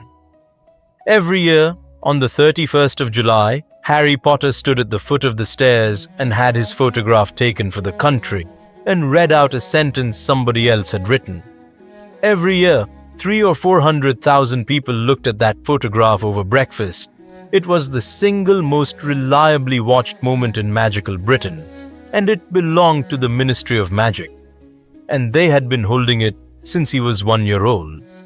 They had never once considered that the boy in the picture might have something of his own to say. The prophet came at 11 o'clock on the 31st of July, 1993. There was a photographer and a reporter and a woman from the ward's office with the usual card and the usual sentence on it, which that year was about how grateful he was for the country's good wishes on his 13th birthday. Harry Potter stood at the foot of the stairs in his good robes, chin up. He let them take the picture. He handed the card back unread. Then he said, "I would like to say something, and I would like you to print all of it, because if you print half of it, I will tell the next reporter what you cut." I have read what he said many times. Hermione Granger helped him write it over 4 days by owl, and you can hear her in the structure and him in the anger, and it is 409 words long. He said that his parents had left a will, and that it named a godfather, and that he had only learned this 3 weeks ago at the age of 13 from a filing cabinet. He said that the man in question had been sent to Azkaban on the 4th of November, 1981, without a hearing, without defense, and without being asked one single question under any form of truth-telling. He said that he was not claiming Sirius Black was innocent. He said that very clearly and twice, and it was the cleverest thing in the whole statement. He said, "I do not know whether he did it." That is the point. Neither do you. Neither does anybody, because nobody asked. He said that he had been raised at public expense as a symbol of what the country had won, and that if the country had won anything at all in that war, then it had won the right to hold hearings. And then he finished with the sentence that ended up on posters. "They keep telling me I am the reason the war stopped. If that is true, then I am asking for one thing with it, and it is very small, and it is this: ask him." The Daily Prophet printed all of it. They printed it because Rita Skeeter, of all the people in the world, went into the editor's office and argued for it, and she did not argue for it out of decency. She argued for it because she had been the first person ever to write about that child 12 years earlier, 11 lines on page 4, and she had a professional's instinct for a story with a spine. She got the byline. It ran on the 1st of August 1993 under the headline, "Ask Him, Potter Breaks Silence on Godfather. Magical Britain Came Apart." The ministry's problem was not Sirius Black. The ministry's problem was arithmetic, because Bartemius Crouch Sr. had not signed one committal order without a hearing during the war. He had signed dozens. Some of those people had been guilty beyond any doubt, and some of them had been 14-year-old boys who ran messages, and every single one of those files sat in the same cabinets. If the Wiesengemot reopened one case on the grounds that no hearing had been held, it would have to reopen all of them. Cornelius Fudge said the word floodgates 9 times in one meeting. So in October 1993, the Wiesengemot voted on a motion to review the committal of Sirius Orion Black, and the motion was defeated and Harry Potter lost. I want to sit in that failure for a moment, because it is important. He had done the brave, clever, unprecedented thing. He had taken the one weapon they had accidentally given him and used it perfectly, and he had 400 letters of support in a box under his bed. And he lost anyway, because institutions do not lose to good arguments. They lose to procedure. And the country got bored, and then it got annoyed with him, which is what countries do. In November, the Prophet ran a piece by Rita Skeeter, who had written the Ask Him story 3 months earlier, headlined, "Has Our Hero Been Misled?" It suggested that a grieving boy of 13 had been got at by unnamed sympathizers of the old regime. It was very sad and very warm and completely poisonous, and it worked because half the country wanted permission to stop thinking about it, and she gave them permission. Harry was forbidden to speak to the press. Crouch did that in writing, as a legal guardian, and it was enforceable, and it held. Meanwhile, in a stone cell on a rock in the North Sea, a guard told a prisoner about it. Guards talk. They had been talking for weeks. Sirius Black had not spoken aloud in about 4 years. He was 34 years old, and he looked 60. He lay on the floor of that cell most of the day because the floor was the only thing that did not require a decision. And when the guard said, offhand, cruelly, cheerfully, "Your godson's been in the paper about you," once you asked, not that it did him any good, Sirius Black turned his head, and after a while he said one word, and the word was Harry. Then he sat up. It took him 11 minutes. Hope is not always a kindness in a place like that. It nearly killed him. He stopped sleeping and started remembering. And remembering in Azkaban is what the Dementors feed on. And by January, he was in a very bad way indeed. But he sat up. Keep hold of that, because in about 4 years, it is going to matter more than anything else in this story. The thing that finally opened the door was not brave, and it was not moving. It was a girl of 14 in a school library with 11 books and a pot of ink. Hermione Granger had gone at the problem from the wrong end on purpose. She had stopped asking how to get Sirius Black a trial and started asking a completely different question, which was, what exactly is Harry legally? And on the 9th of December, 1993, she found it in the Statute of Wardship of 1798, in a clause so old it was written in a dead style of legal English that took her 2 days to translate. A ward of magical Britain may be created only where no living lawful guardian is available to the child. Harry's ward status rested entirely on the assumption that Sirius Black was legally unavailable. But Sirius Black had never been convicted of anything, because a committal order signed by a head of department is an administrative act and not a verdict. There had been no court, no finding, no judgment. Legally, the man named in the Potter's will as guardian to their son was simply a person in a cell, which meant that the guardianship of Harry Potter, the guardianship that the Ministry of Magic had been using for 12 years as a symbol of its own decency, had been defective from the first day. There were 2 ways out of it for the Ministry. They could hand the boy to Sirius Black, or they could try Sirius Black, convict him properly, and make the last 12 years legal after the fact.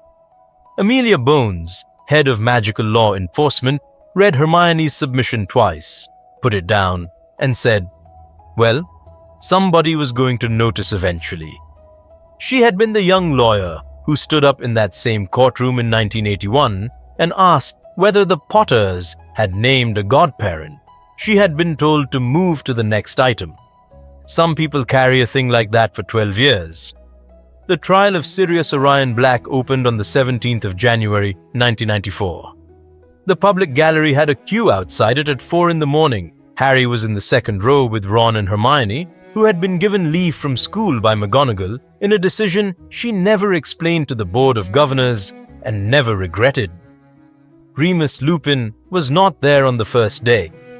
He had written to say why in a short, careful letter that gave no details and did not need to, because it was the 17th of January, and there was a full moon that night, and there is no version of a werewolf's life in which that is negotiable. He asked that his statement be read and that he be permitted to attend on the 19th. They brought Sirius Black in with 2 aurors holding him up because he could not walk the length of the floor on his own. The gallery made a noise when they saw him. Not a hostile noise. The other kind, because the country had spent 12 years picturing a laughing murderer in a muggle street, and what came through the door was a grey skeleton in rags, with his eyes moving very slowly, and half of the people in that room were looking at the first honest photograph of Azkaban they had ever seen. He was put in the chained chair. Amelia Bones read the charges, and then she said, "Mr. Black, do you understand where you are?" It took him a while. "Court," he said. 10. Court 10. "Do you know how long you have been in Azkaban?"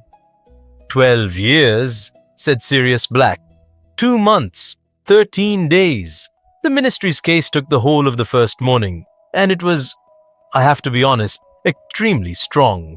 30 witnesses to the street, 12 dead muggles, a crater, a finger, a man found standing in the middle of it, and every single auror at the scene reporting that he had been laughing. Then the defense began, and the defense was 1 sentence long, and Sirius Black said it himself in a voice like a door dragging. "I was not their secret keeper. It was Peter, and he is not dead." The laughter in that gallery went on for 11 seconds. I have seen the transcript. Somebody actually wrote laughter in the margin. Then came the fight about Veritaserum, and this is the bit that people always get wrong about wizarding law, so let me be careful. Veritaserum is restricted. It has been since 1949.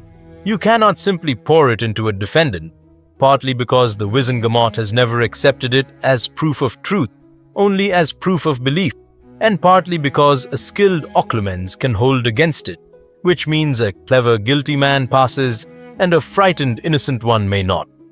Crouch Sr., appearing as a witness for the ministry, argued all of that at length, and he was right about the law, and the awful thing is that he was arguing correctly in order to keep an innocent man in prison. They administered it anyway, on Amelia Bones's authority, with a healer present for 4 questions only. And Sirius Black, under Veritaserum, said that he had not betrayed James and Lily Potter, that he had persuaded them to switch the secret to Peter Pettigrew 4 days before the attack, that Peter Pettigrew was alive, and that Peter Pettigrew was an unregistered animagus who took the form of a rat. The ministry's advocate stood up and said, quite reasonably, "The potion establishes that the prisoner believes these things. 12 years in Azkaban will make a man believe a great many things." And that would have been the end of it. That is the moment this whole story dies. A ruined man saying an impossible thing, and a court being sensible about it, except that Harry Potter in the second row had gone completely still, because he was 13 years old and he had an extremely good memory, and he was hearing, in a courtroom, the words, "a rat." And he was seeing a train compartment in September 1991, and a fat grey animal asleep on a boy's knee, and a paw being turned over with 1 finger, and a boy saying, "Front left, been like it forever, 4 toes." Peter Pettigrew had cut off a finger in a muggle street and left it behind as proof he was dead. Harry stood up in the middle of a session of the Wizengamot, which you are not allowed to do, and said, "Ron, where is Scabbers?" And Ron Weasley, who had been sitting through all of this white-faced and confused, said, "He is in my pocket. He has been ill for months. He keeps trying to run away." Amelia Bones adjourned the court for 48 hours. Here is the part that makes me laugh every single time, and it is completely true to the way this universe works.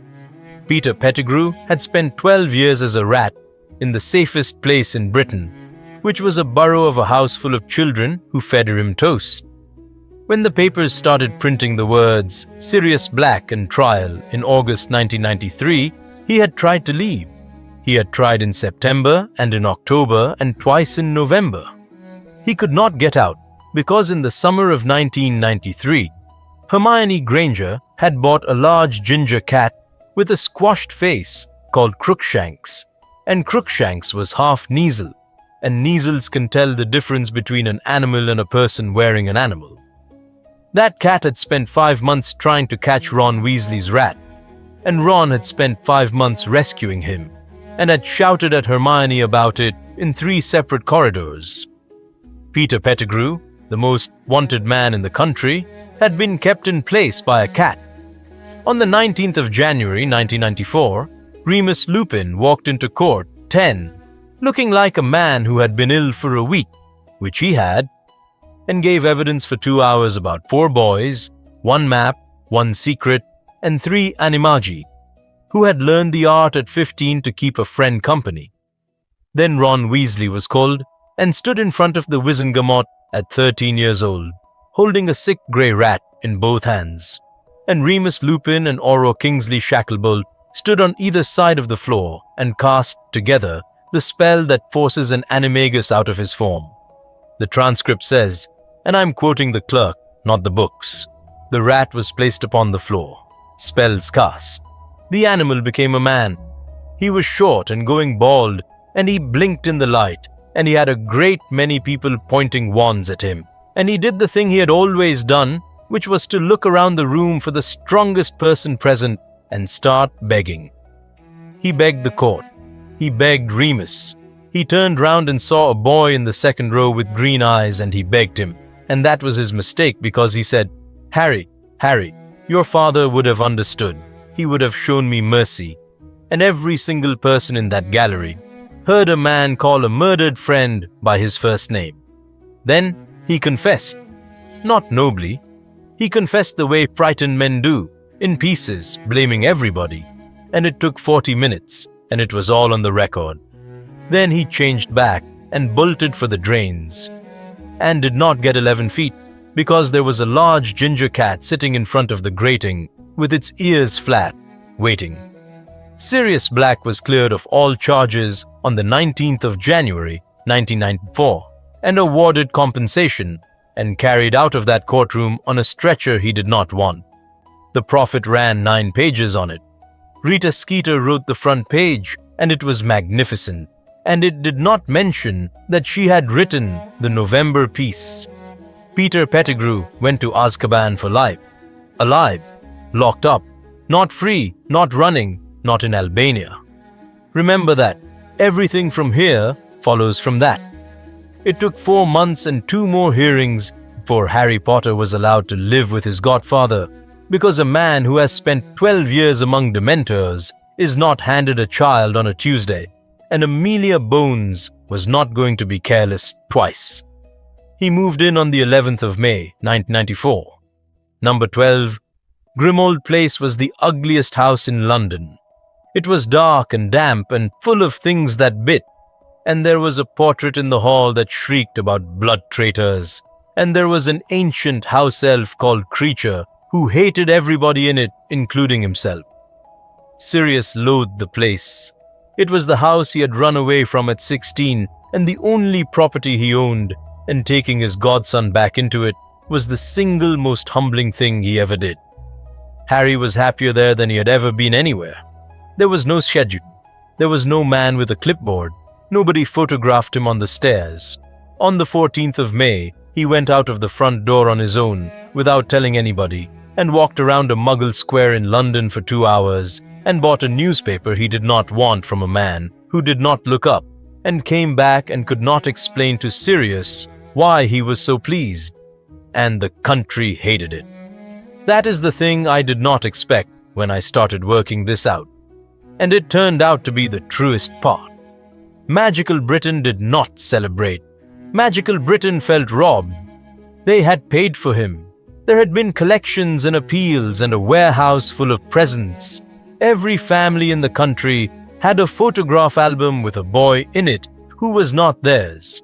And now he had gone off to live in a filthy house with a man who had been in Azkaban, and there would be no more birthday pictures at the foot of the stairs. The Prophet ran a series that summer. Is this a fit home for our hero?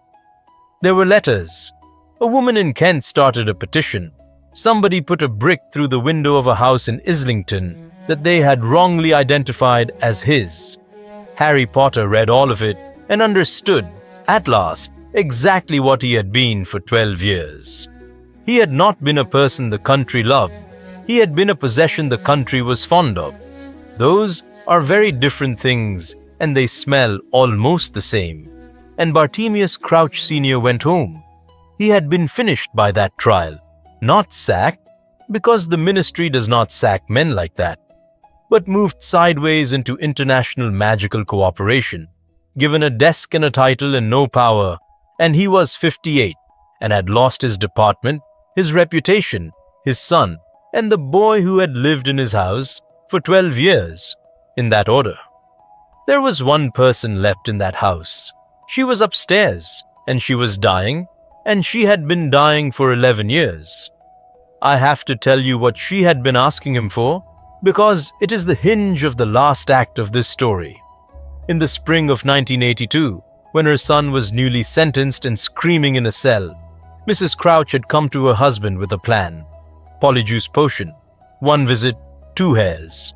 She would go into that cell as herself and come out of it as her son, and stay there and die there under his face in a few months, because she was dying anyway and would rather do it on that rock than in a bed knowing where he was.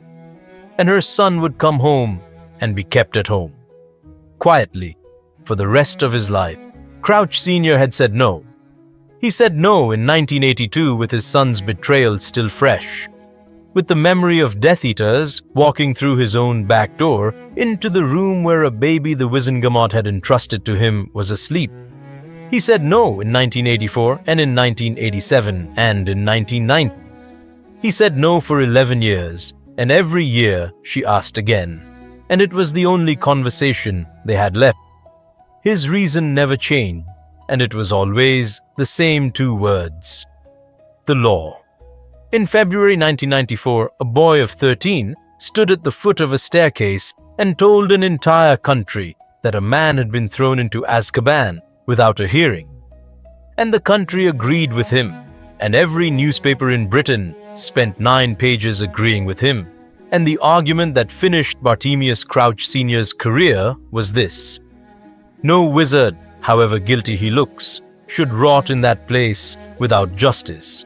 And in the March of 1994, his wife asked him again, and this time he said yes. I do not think he did it out of love exactly. I think a man who has believed one thing his whole life and has just watched a 13-year-old take that thing apart in public will do almost anything to stop being what he was. They did it in April. 2 hairs, 1 visit, 1 swap. She went in as herself and stayed as her son. And she died 3 weeks later in a cell on a rock in the North Sea, and the ministry buried a young man in a grave outside the walls with a stone that had her son's name on it. Bartemius Crouch Jr. came home in a hood, 31 years old, and his father put him under the imperious curse and kept him in an upstairs room and hired a house elf called Winky to see to him. That held for 5 months.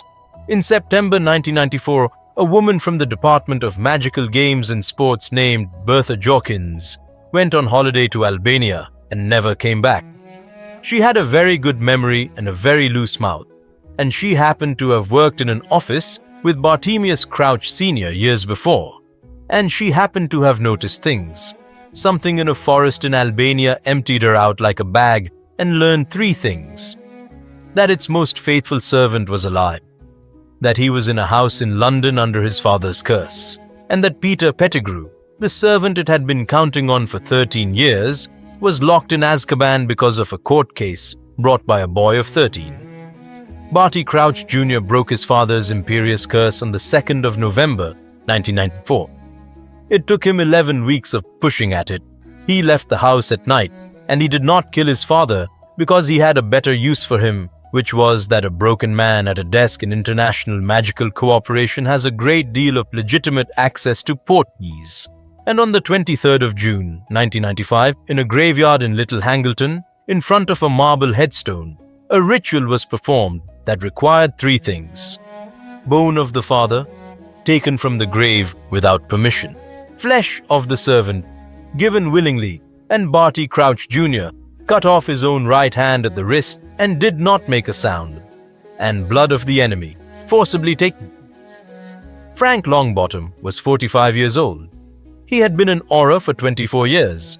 He had been taken 4 days earlier from a lane near his own home, in daylight, by 2 men and a snake, and he was kept alive for exactly as long as he was needed. His body was found in a field on the 24th of June, and the ministry recorded it as an unsolved killing, probably a grudge, probably an old case. Alice Longbottom was told at 6 in the morning. Neville was 14. He was at Hogwarts. McGonagall came and got him out of the dormitory herself and sat with him until his mother arrived. And 900 miles away, in a house in London, Harry Potter woke up screaming at midnight with his hand pressed to his forehead, and Sirius Black got to his room in 4 seconds flat, and Harry said, "He's back. He's back. He had a body. He was standing up." 12 years earlier, the boy in that bed had learned a lesson. If you say the right words in the right voice, the entire country will change its mind by Friday. He was 14 years old. He had beaten the Ministry of Magic in open court 18 months before. He had 400 letters in a box under his bed. He had a godfather who believed him, a headmaster who believed him, and a friend whose father had been murdered 4 days earlier. So on the 2nd of July, 1995, with Sirius Black beside him as his lawful guardian, Harry Potter stood up in front of the press at the Ministry of Magic and told the truth. It did not work. I need you to understand why, because it is the whole point of this timeline. And Voldemort had told him exactly how it was going to happen when he was 11 years old in a chamber under a school. He had said, "Anything they can be made to believe about you, you become. I will not need to kill you. First, I'm going to make them frightened of you." Here is what came out over the following 6 weeks. Cornelius Fudge stood in front of the same reporters 2 hours later and said that the Minister for Magic had every sympathy for a young man who had been through a great deal, and that there was no evidence of any kind for the return of anybody, and that Frank Longbottom's death was a matter for the Horror Office and not for a boy of 14. The Prophet ran a piece by Rita Skeeter on the 4th of July headlined, "The Boy Who Cried." It went back to September 1990, and the corridor at St. Mungo's, and the windows blowing out, and the phrase, "highly strung," her own phrase from 5 years earlier, quoted now as though it were an established medical fact. It suggested that the trauma of Azkaban had passed from a godfather to a godson. It printed a letter, in Harry's own handwriting, in which he appeared to admit that he sometimes could not tell his dreams from waking. The letter was a forgery. It was a very good one. It had been put into her hands, along with 9 other pieces of true and useful material, by Lucius Malfoy, who had waited 14 years for this, and who had not needed to threaten or curse or control her in any way. He simply gave her a better story than the one she had. That is the part that keeps me awake. Nobody put Rita Skeeter under a spell. She was handed a splendid story, and she checked it exactly as carefully as she wanted to. By September, being a friend of Harry Potter was a slightly embarrassing thing to be. By October, the words "Potter's Lot" were in use. The ward's office quietly closed his file, and on the 21st of October 1995, Harry sent a letter to the Horror Office. He had seen something in a dream that was not a dream, and it was specific, and he wrote down everything, that there would be an attack on Hogsmeade on a student weekend, that it would come from the lane behind the Hog's Head, and that there would be at least 6 of them. The letter reached the Horror Office on the 22nd. There is a stamp on it. It was read and assessed and marked "no corroboration" and filed. Everything in this story ends up in a filing cabinet. The attack came on the 4th of November. It lasted 9 minutes. 2 shop fronts were destroyed, and 19 people were hurt, and 4 were killed. And one of them was an 18-year-old boy who went back into the smoke twice to pull younger students out, and did not come out the 3rd time, and his name was Cedric Diggory. He had been on the list of approved children who came to a house in London on Saturday afternoons in 1987. He had taught a 7-year-old with no friends how to catch a ball. Amos Diggory buried his son on the 8th of November, and after the funeral, he walked over to Harry Potter in front of about 200 people and said, "I read the paper. I believed the paper." He had to stop. "I am so sorry, lad. I am so sorry." And Harry Potter, aged 15, who had been raised from the age of 1 to say the right thing in the right voice at exactly the right moment, could not think of one single word. The country believed him on the 5th of November, 1995, because there were 4 bodies in Hogsmeade, and one of the attackers had been captured alive. And it was Walden McNair, who had never been in Azkaban at all, and who was at that time employed by the Ministry of Magic. Cornelius Fudge lasted until the following June. Rufus Scrimgeour replaced him, and turned out to be a harder and more honest man who wanted exactly one thing from Harry Potter, which was to be photographed standing next to him. Vindication is worth nothing. That is the thing nobody tells you. Harry got everything he had asked for. He got the front page and the apology and the special edition and the letters, thousands of them now, and the shop in Diagon Alley put the figurines back in the window, and none of it moved anything backwards by 1 single inch. Cedric Diggory was still dead. Frank Longbottom was still dead. A letter with a stamp on it was still in a cabinet marked "No corroboration." There is one more thing that happened that November, and it is the reason the Horror Office moved as fast as it did. On the 21st of November 1995, Bartemius Crouch Sr. walked into the Department of Magical Law Enforcement without an appointment, sat down in front of 2 Aurors, and made a statement that took 5 hours to take down. He told them about a woman who had asked him the same question every year for 11 years.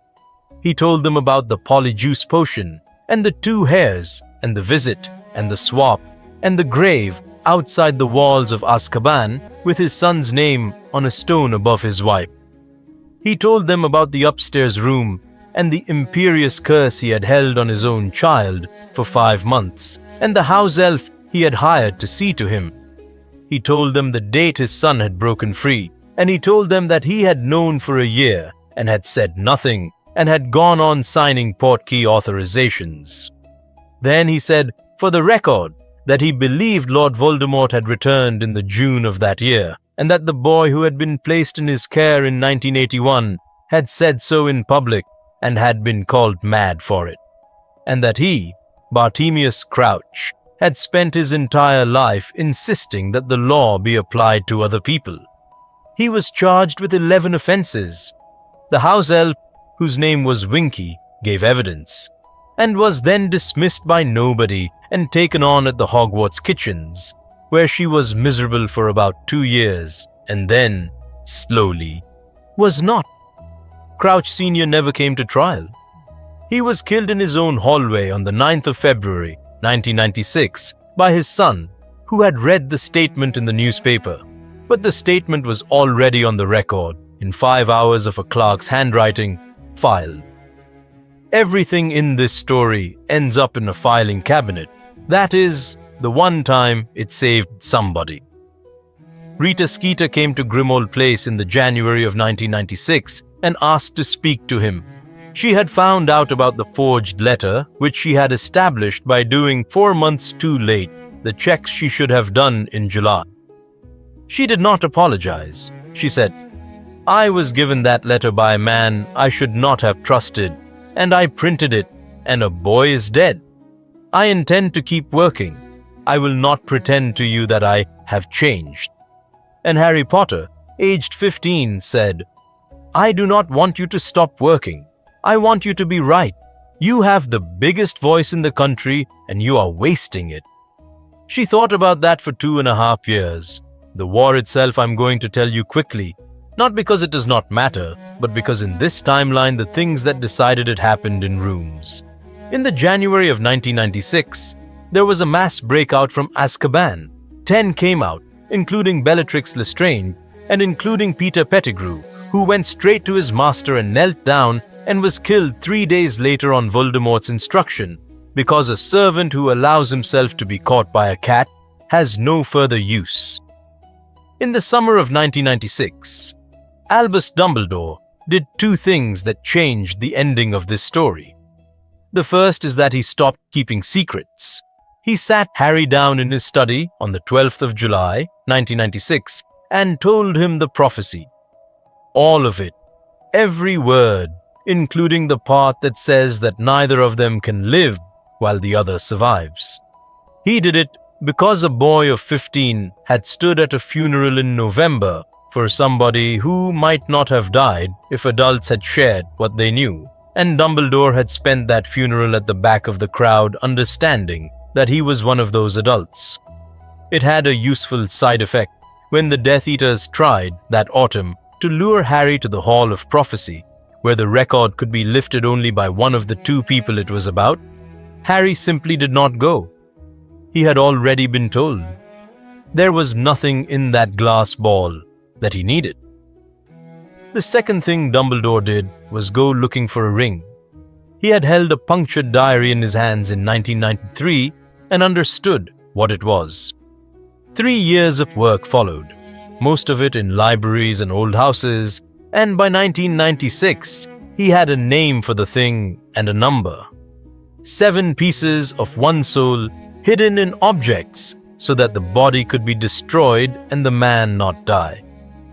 The diary had been one of them, and Harry had put a basilisk fang through it at the age of 12 without having the first idea what he was doing. Dumbledore found the second in a ruined shack in Little Hangleton in July 1996. It was a ring, and it was cursed, and he was old and tired, and for about 4 seconds he wanted something very badly, and he put it on. It cost him his right hand and then his life. Severus Snape stopped the curse at the wrist and could not stop it any further and gave him about a year. I want to be precise about that year because several things had to be true at once. Albus Dumbledore was dying at a known rate. Draco Malfoy, aged 16, had been given a task by Voldemort that he could not possibly complete as a punishment for his father's failures and would be killed for failing it. And Severus Snape had made an unbreakable promise to Draco's mother to finish the task if the boy could not. So a dying man made an arrangement with the one person nobody on either side would ever believe was on his side. Along the way, he did 2 more things that matter to us.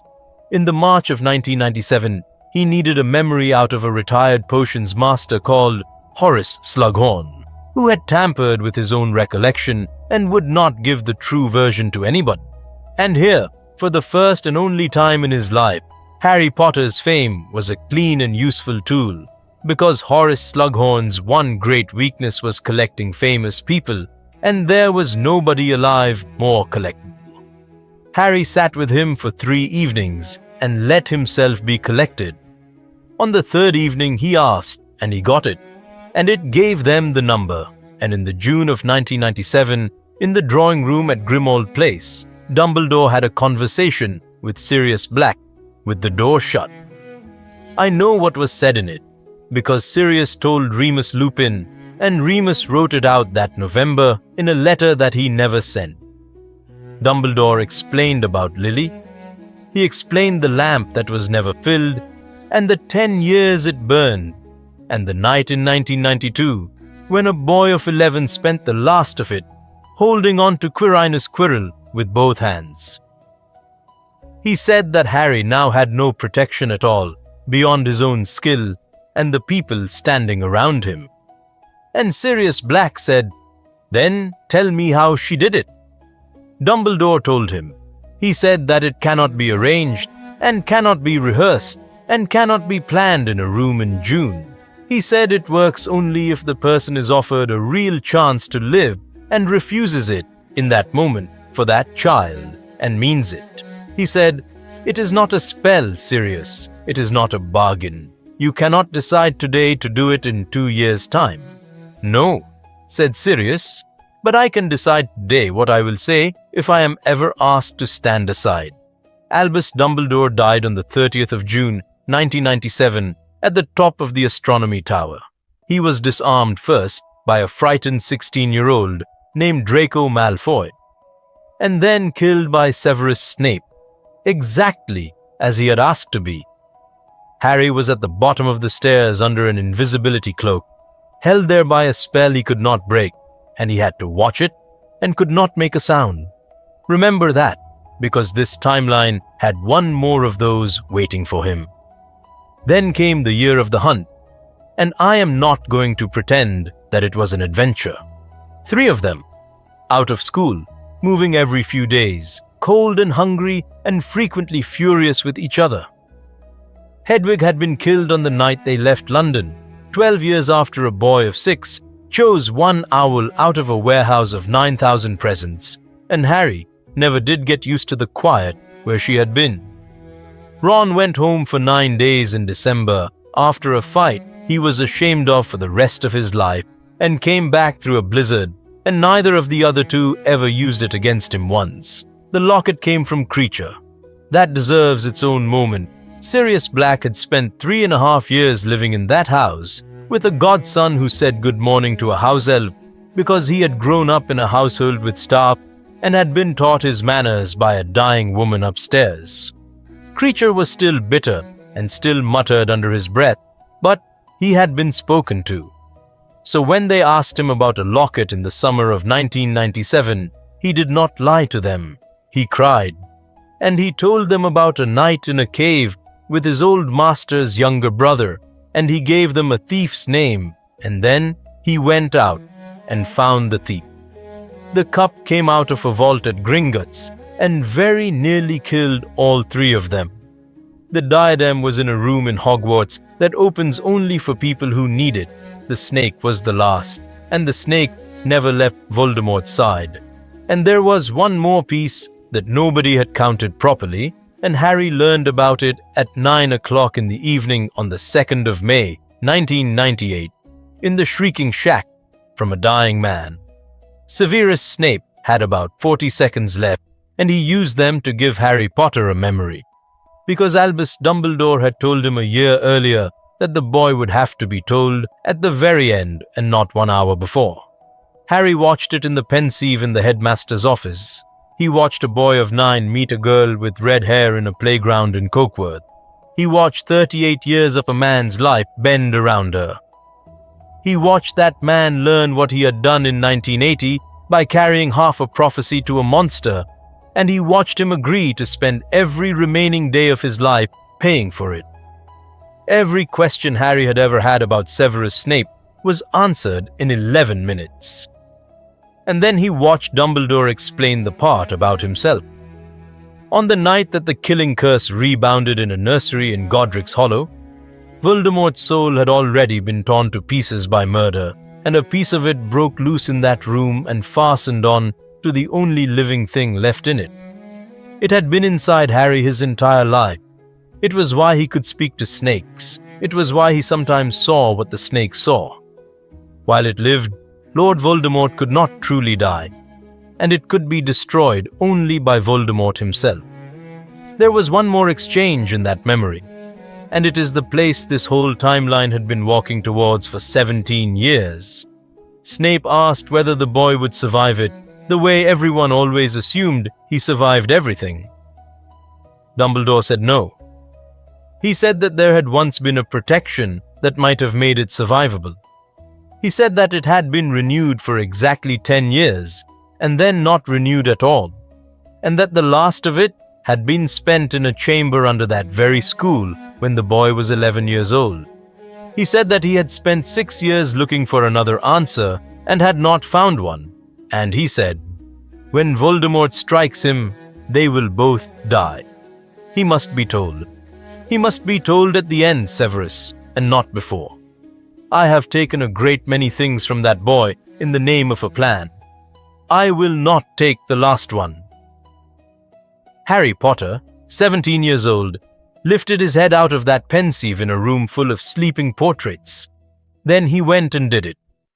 The Battle of Hogwarts had been going for 6 hours. There was a lull because Voldemort had called one, and there was an hour to hand over the boy or lose everybody. The Great Hall had bodies in it, laid in rows down the middle where the tables had been.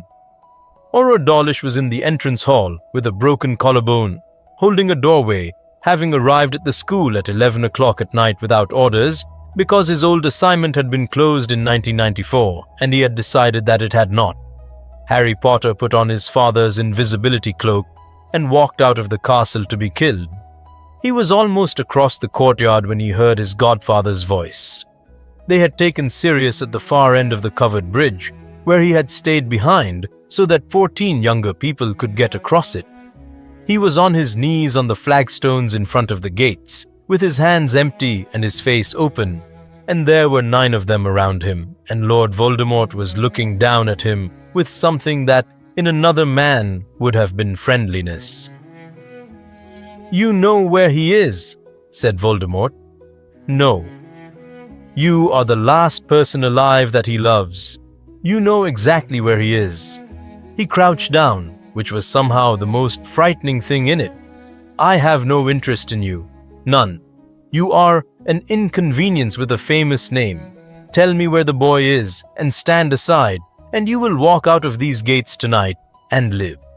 And Sirius Black, 38 years old, 12 years of his life eaten by a rock in the North Sea, and 4 good years given back to him by a boy of 13 with a newspaper, knew precisely where Harry was, because he could see the faint wrong shimmer of the air by the 3rd pillar of the courtyard about 11 feet away.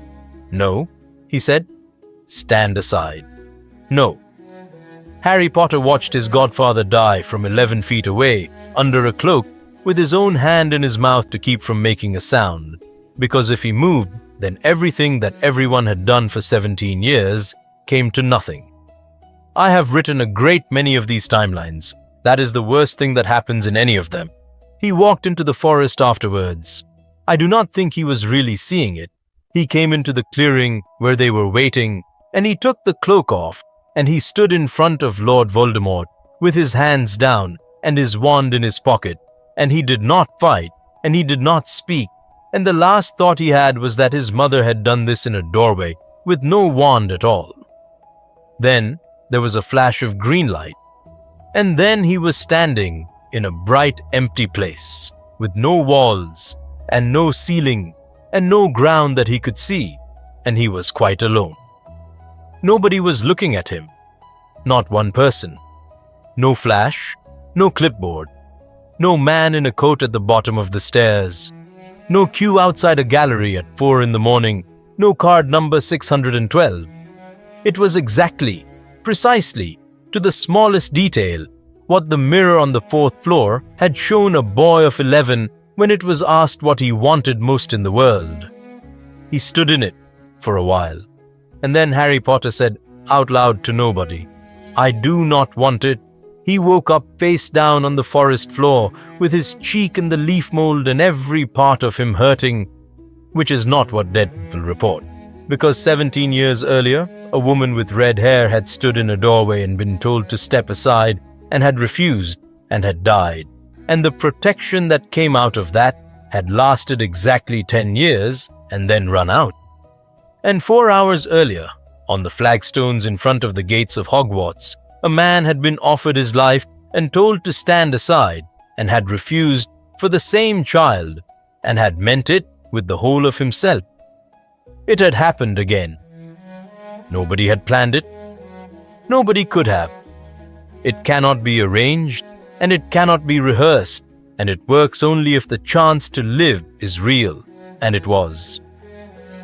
Lord Voldemort had struck Harry Potter with his own hand, and the piece of soul that had been living behind that lightning scar since the 31st of October, 1981, was gone, torn out, finished.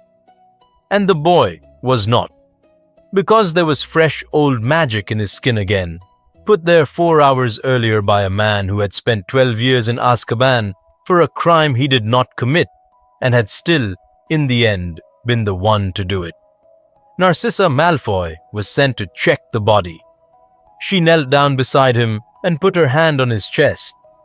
And she asked him one question in a whisper, which was whether her son was alive in the castle. And Harry Potter, without moving his lips very much, said yes. She stood up and told Lord Voldemort that the boy was dead. What happened next took 19 minutes. They carried him back to the castle to show everybody, and Voldemort made a speech, and somewhere in the middle of that speech, Neville Longbottom walked out of the crowd. He was 17 years old. His father had been murdered in a field near Little Hangleton, so that a monster could have a body. His mother was standing 40 feet away with a burn across her face.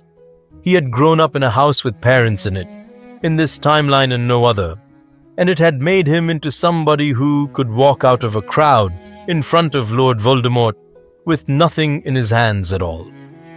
He was set on fire for it, and then the Sorting Hat came out of nowhere and landed at his feet, and there was a sword in it. Nagini's head came off in one stroke. The last piece was gone, and the whole courtyard knew it in the same second, and the battle came apart into 100 fights at once. And Harry Potter, who everybody in that castle believed was dead, threw off the cloak in the middle of the Great Hall. The duel was very short. He had spent 17 years learning how to talk to a room, and he used it, and he talked in front of 200 people out loud, so that every single person heard the whole thing. He told Voldemort that he could not kill him because someone had died for him again, freely, 4 hours ago at the gates, and that Voldemort had never understood that magic and never would. And then he told him about the wand. An hour earlier, on the 7th floor, in a room that was burning, Harry Potter had taken Draco Malfoy's wand out of his hand in a fight over a fallen boy. And 10 months before that, at the top of the astronomy tower, Draco Malfoy had disarmed Albus Dumbledore, which meant that the wand Voldemort had dug out of Dumbledore's tomb, the wand he had tortured a wand-maker to find, had never belonged to him for one instant. It had passed to a frightened boy on a tower, and from that boy to Harry in a corridor, over nothing, in the middle of a fight neither of them had wanted. "It answers to me," said Harry Potter. Lord Voldemort cast the killing curse anyway, because he had never once in his life been able to stop. It came back and hit him, and he fell, and that was all. They laid Sirius Black in the Great Hall in the 3rd row, between a Ravenclaw girl of 15 and a man from Hogsmeade who had run a shop that sold quills. Harry sat on the floor beside him for a long time, and people came and went, and eventually somebody sat down next to him without saying anything, and it was Remus Lupin, who had lost most of the skin off one arm and had come through it. Harry had something in his pocket. He had carried it for 8 years, since a parcel with no note arrived at a house in London in 1990.